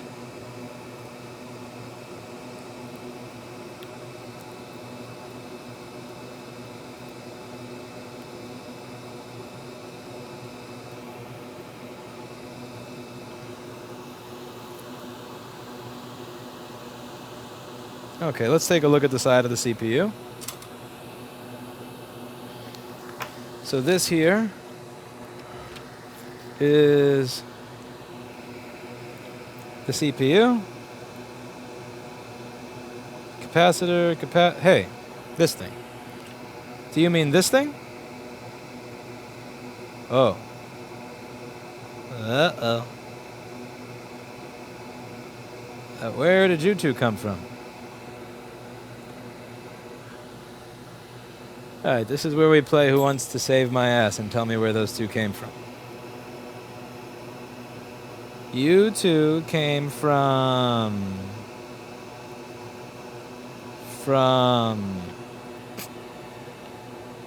Uh-oh. From...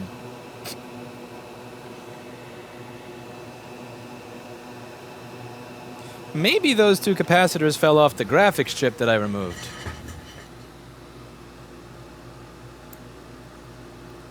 Yeah, they did. Those came off my graphics chip. So those capacitors came off the graphics chip, which I removed with the tweezers. Okay, so, yeah. You're scaring me for nothing, you bastards. You bastards. Okay, so that was when I removed the graphics chip with tweezers. Ah, you're all screwing with me.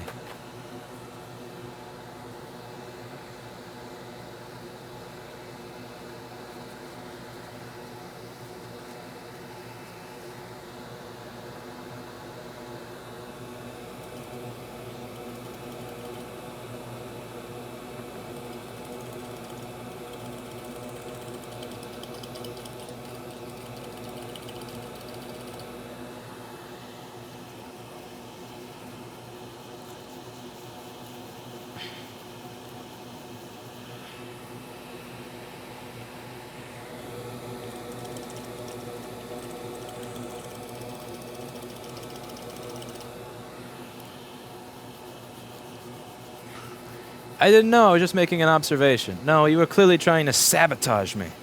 I can tell that your goal was to sabotage me and destroy my board and destroy my money. I know what you were trying to do. No, thank you, though. If that was something that actually did come off from the board, you would have saved my ass right there, so I do appreciate it. But at the same time, I gotta wonder if I should appreciate it or if you were trying to scare me.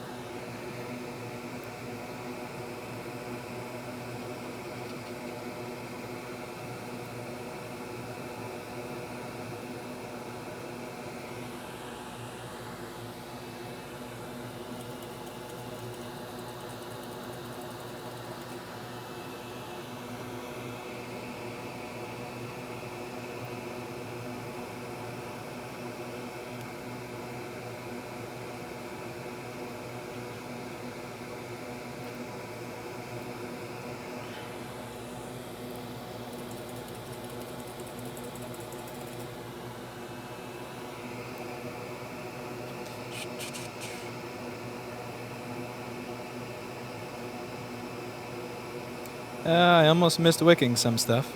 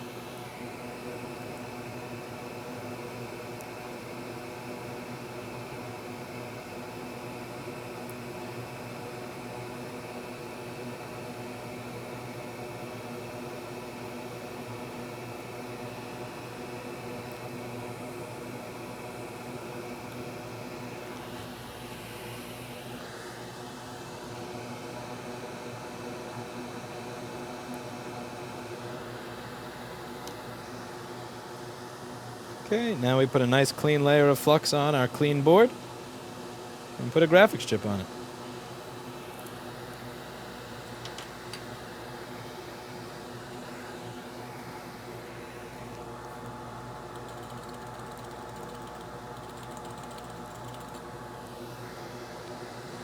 Why does it look so rough? Was that from the previous job?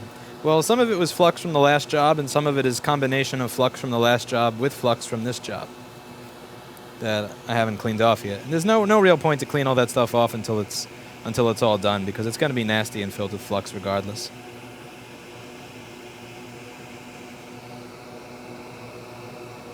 Alright, so get some down there.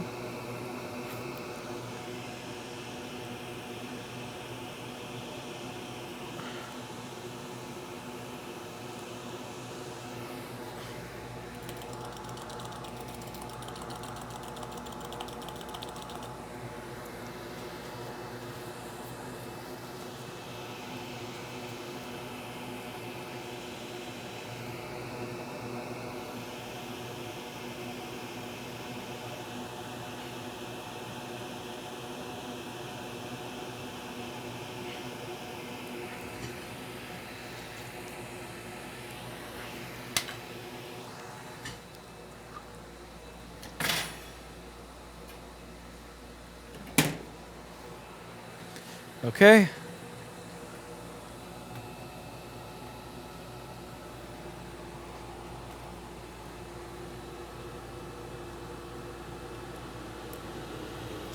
For my least favorite part of aligning the GPU, I hate this part.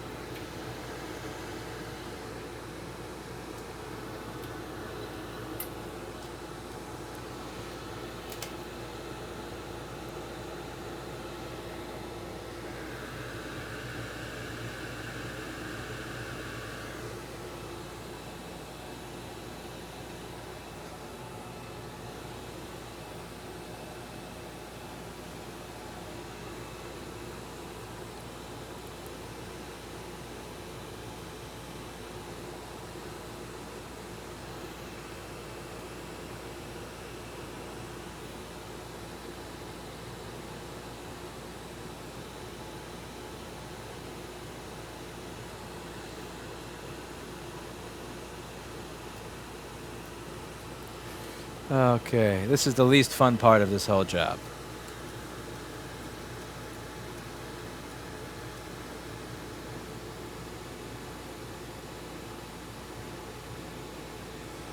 Let me get the...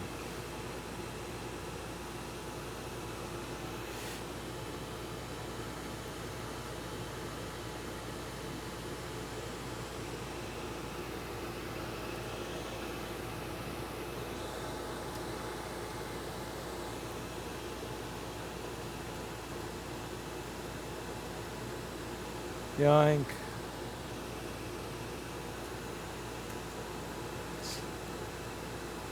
If Pac-Man were a job...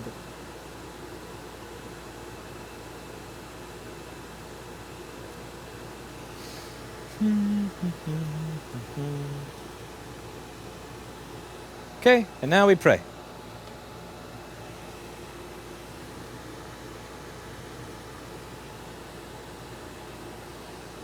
This came from my original supplier of crap chips.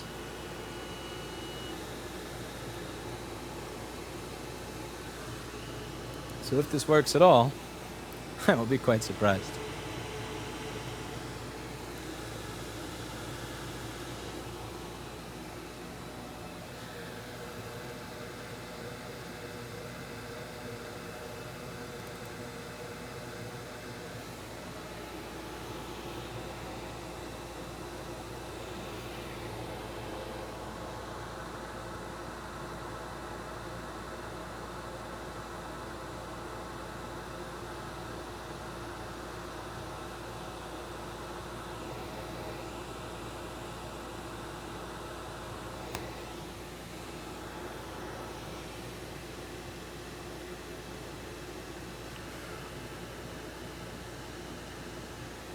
That's as good as that's going to get. Now we sit and we wait.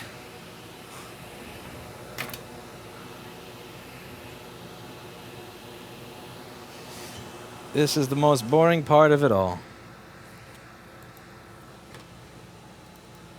We're waiting for balls to drop. We're waiting for balls to drop.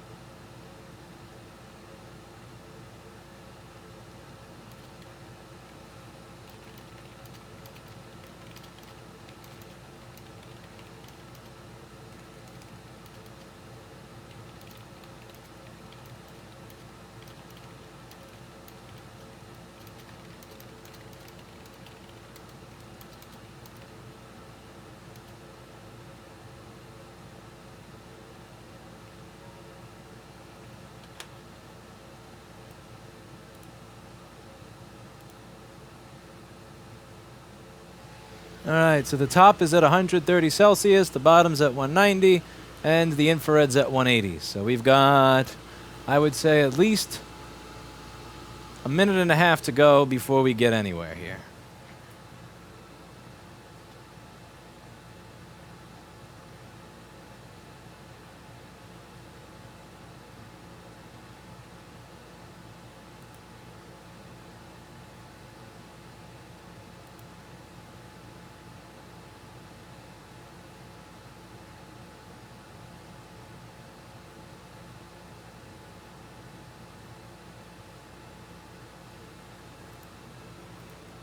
Mod again, please. Here you go. All right. Melt. We're at 212. Have you melted? There we go. Melt. All right. Now we give you some time to sink in.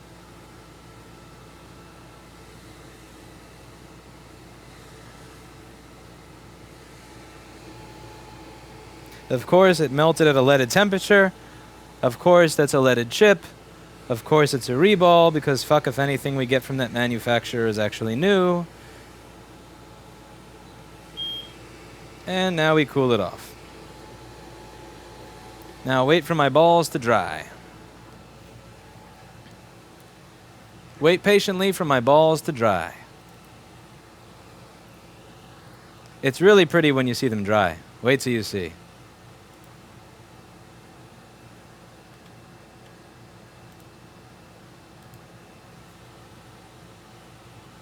It's coming. It's about to come.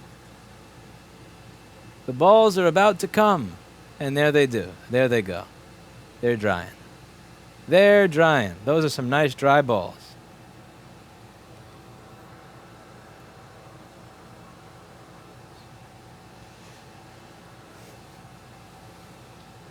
Now we wait a little bit for it to cool off, because hell if you want to cool off a board, hell if you want to work on, turn on a board that's this boiling.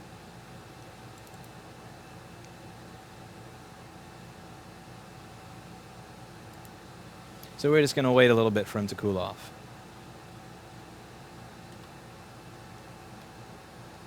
Come on. You can do it, little board.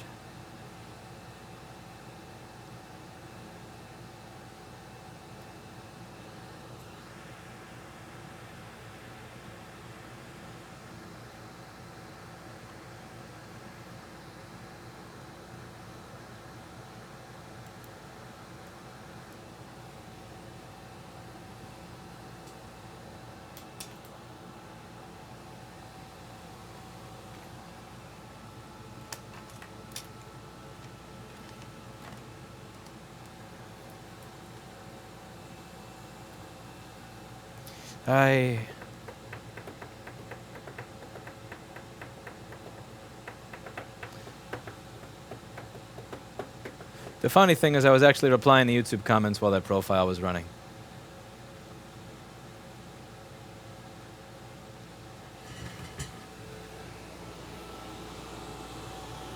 So, come on. Cool off, little board. Yeah, I touched the board and it's still very, very hot. So, I've got the cross fan on and I've got the top fan on as high as it goes.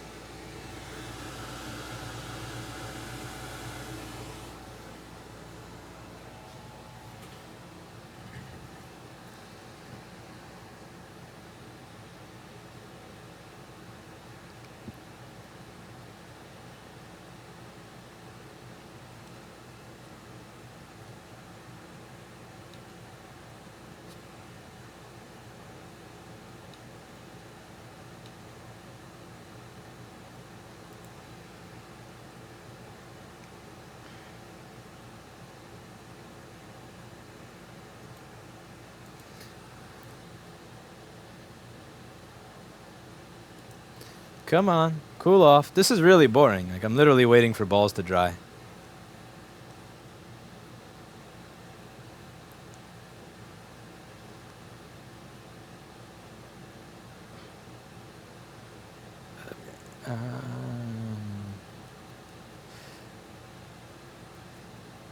Play Lewis's streams on Apple ASP provided Mac. Wow, the board is red. Yeah, it's bleeding.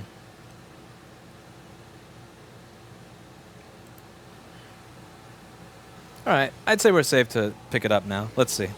So if I pick the board up, is it going to burn me? Let's bring this thing up.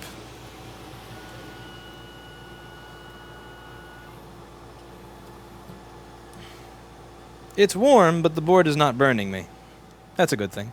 The ultrasonic is off, so unfortunately I can't run it through there and clean it. So let's just take a look around the board.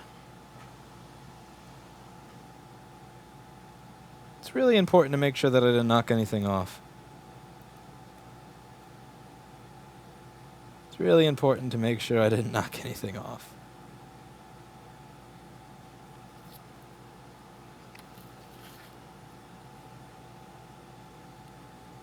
I definitely don't like the way that chip looks, but you saw that look like that under the microscope before anyway.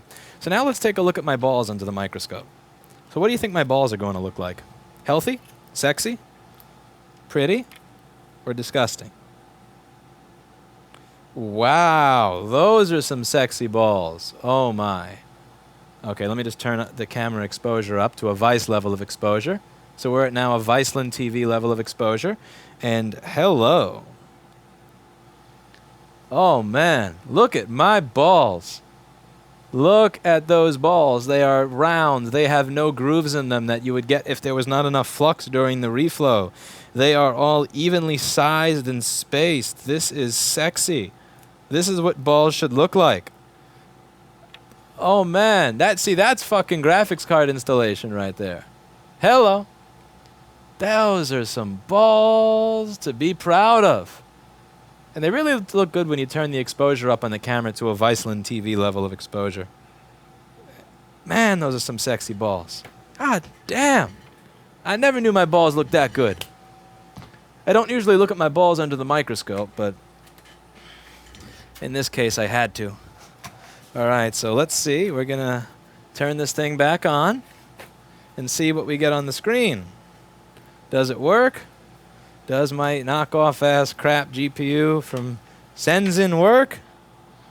Or is it garbage? Like they almost always are garbage. I'm not going to go too nuts applying thermal paste since I'm going to have to clean it off when I put this in the ultrasonic cleaner anyway. See, this is how you install a graphics card. You know what? If I wanted 500,000 views on every video, I would not bother with any of this. I would just put water blocks on graphics cards. Because that's easy. Like, putting a water block on a graphics card, dude, I could do that shit with my eyes closed. This, getting 900 little balls aligned with 900 little pads, that is not easy. It's a pain in the ass. Absolute pain in the ass. Do you have any chassis components, bottom case or top case? I don't, because I have no way to get them without spending way too much money. See, I only sell stuff that I can buy in bulk with good quality and then sell with profit. And those case parts really, there's really very little, if any, profit in selling them. And you can't sell them in bulk, or you can't sell them in volume because you can't buy them you can't buy them at a price low enough that there would be a good demand for them. So. No, I don't sell the casings or anything. They're really expensive for the most part, unless you buy used stuff. And the problem with buying used stuff is that even if you say it's used, people, they want to know where the scratch is on it, and then you got to post individual pictures for each case. It's like, no, nah.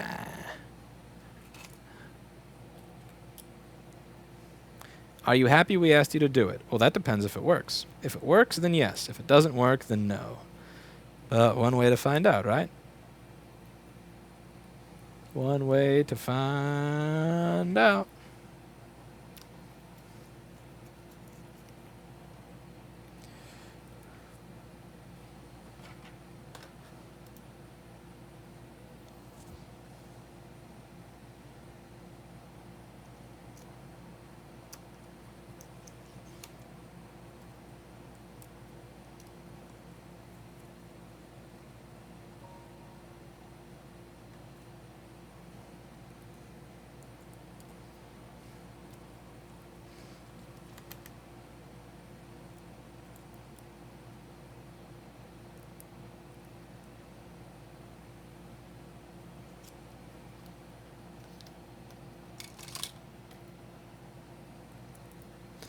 Okay.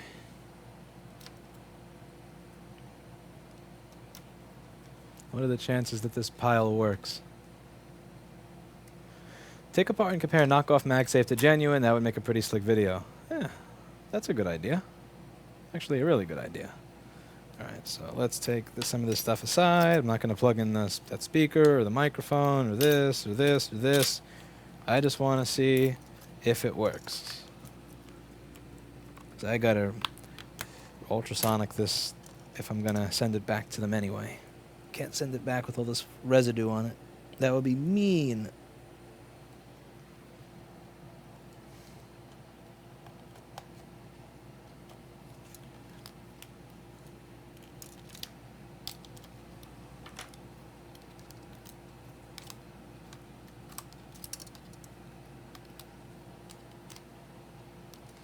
All these layers of tape off.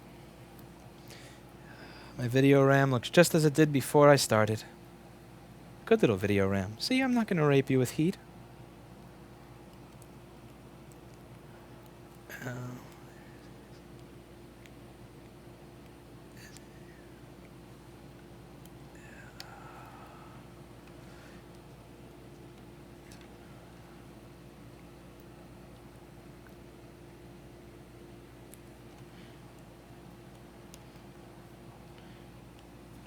Get the fans plugged in. Screw. I don't care about the webcam or the Wi-Fi or any Bluetooth or any of that.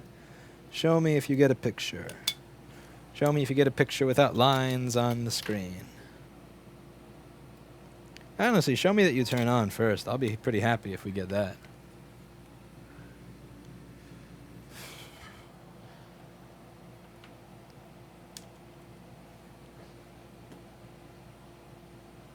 The fan is spinning.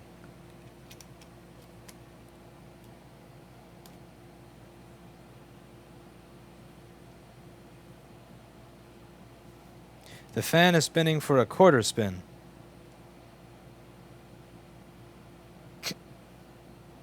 Womp womp.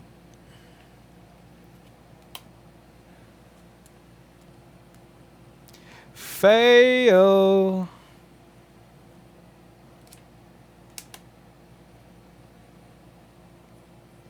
Alright, let's take a look at what it looks like. Fail. This is why I don't want to rework boards that have been toasted. You never want to do rework on boards that have been freshly toasted. Alright. What are you missing, bastard? What are you missing, you bastard?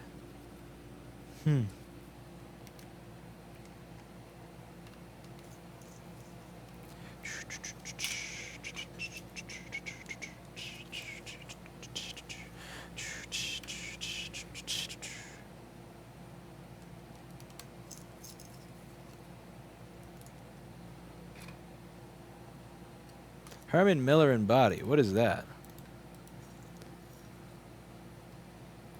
Ah, it's a different chair.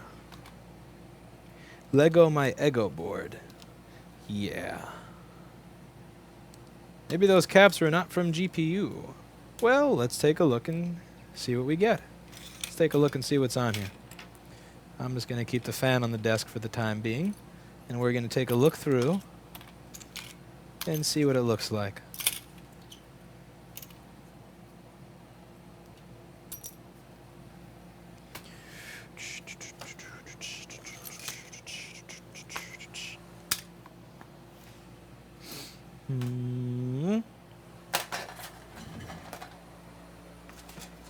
Let's see if we got something that we can compare with that isn't disgusting. That's a big one. Alright, let's grab a 2915 that we can compare and contrast. This one's missing everything. And give us a donor that is good looking. I said good looking. I said these are not good looking. This is semi. No, you're missing everything. Let's... No. Eh.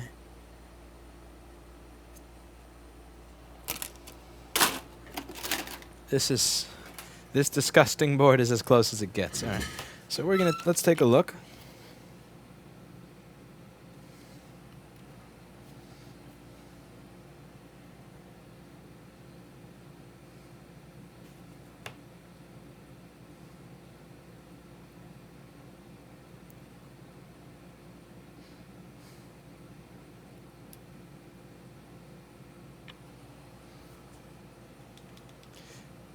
Thank you to Anas.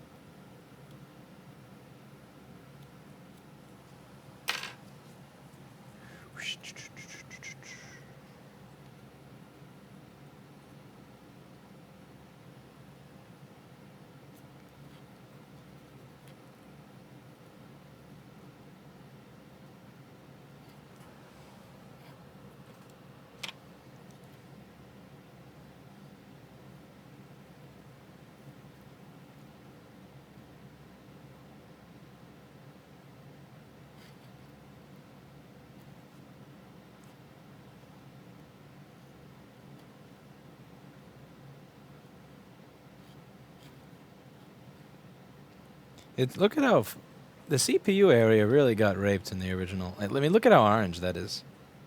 That just makes me sad. It really sucks to go work on stuff that's been heated this much before.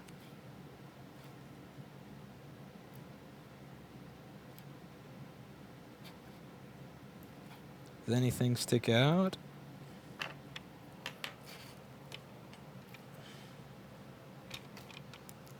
What, do you mean this? Around the coil area? That's normal. Coils always have that little thing sticking out. A $1,260 chair is cheaper than back surgery. Point taken.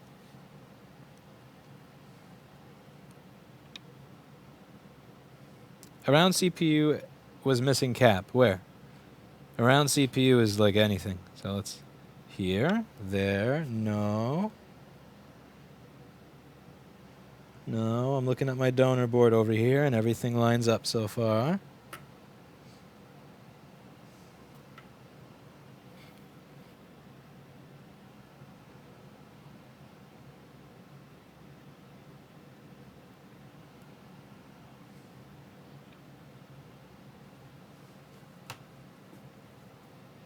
Those two gold squares.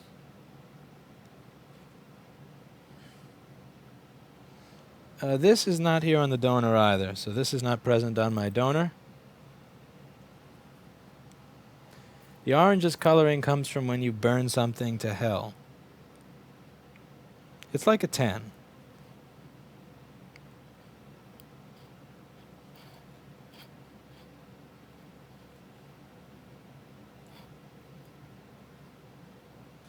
What is all this thermal paste on all these test points?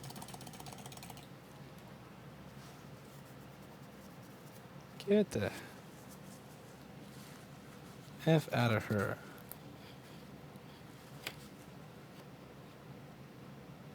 Even the bottom area of the board is brown, where there's no nozzle. It really makes me wonder if if the original BGA rework was actually done inside of an oven. It just doesn't seem like there was any concentration of heat. It's like the entire board was heated at the same time.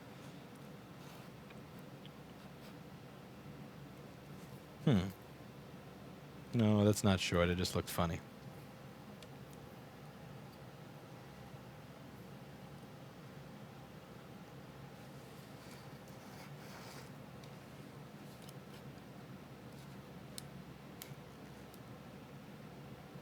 Yep.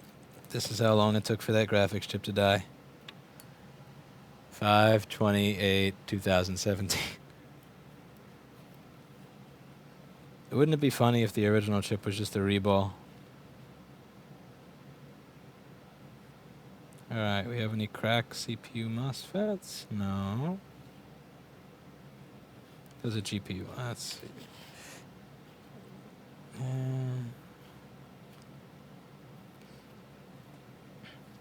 So this is one of those boards where I would have to check for shorts on every rail, find the magical shorted component, and I don't feel like doing that. Yeah. That doesn't sound like a particularly fun way to spend my Thursday night, chasing a nightmare on something else that's been barbecued. So I think we're going to leave this board for Jason. When Jason comes back from vacation,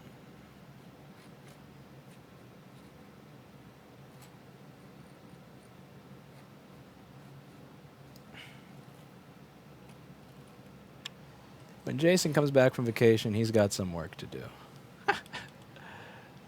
Definitely.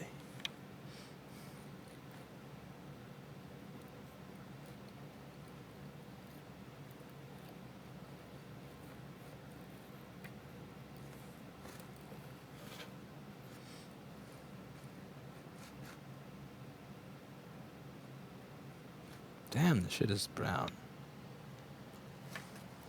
So brown. It's a travesty. It's baked.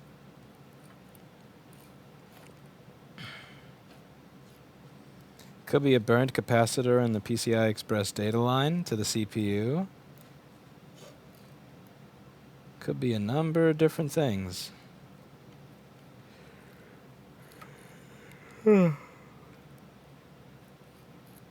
It could be something. It could be anything. It could be time to get out of here and go home.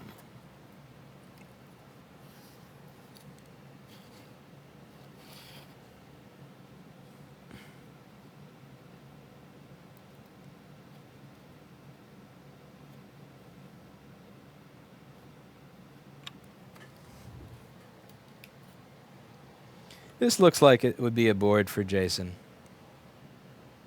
I support this being a board that Jason has to fix. I think I'm going to leave this for his comeback. I think that sounds fair to me. Does it sound fair to you? It sounds fair to me, so it must be fair.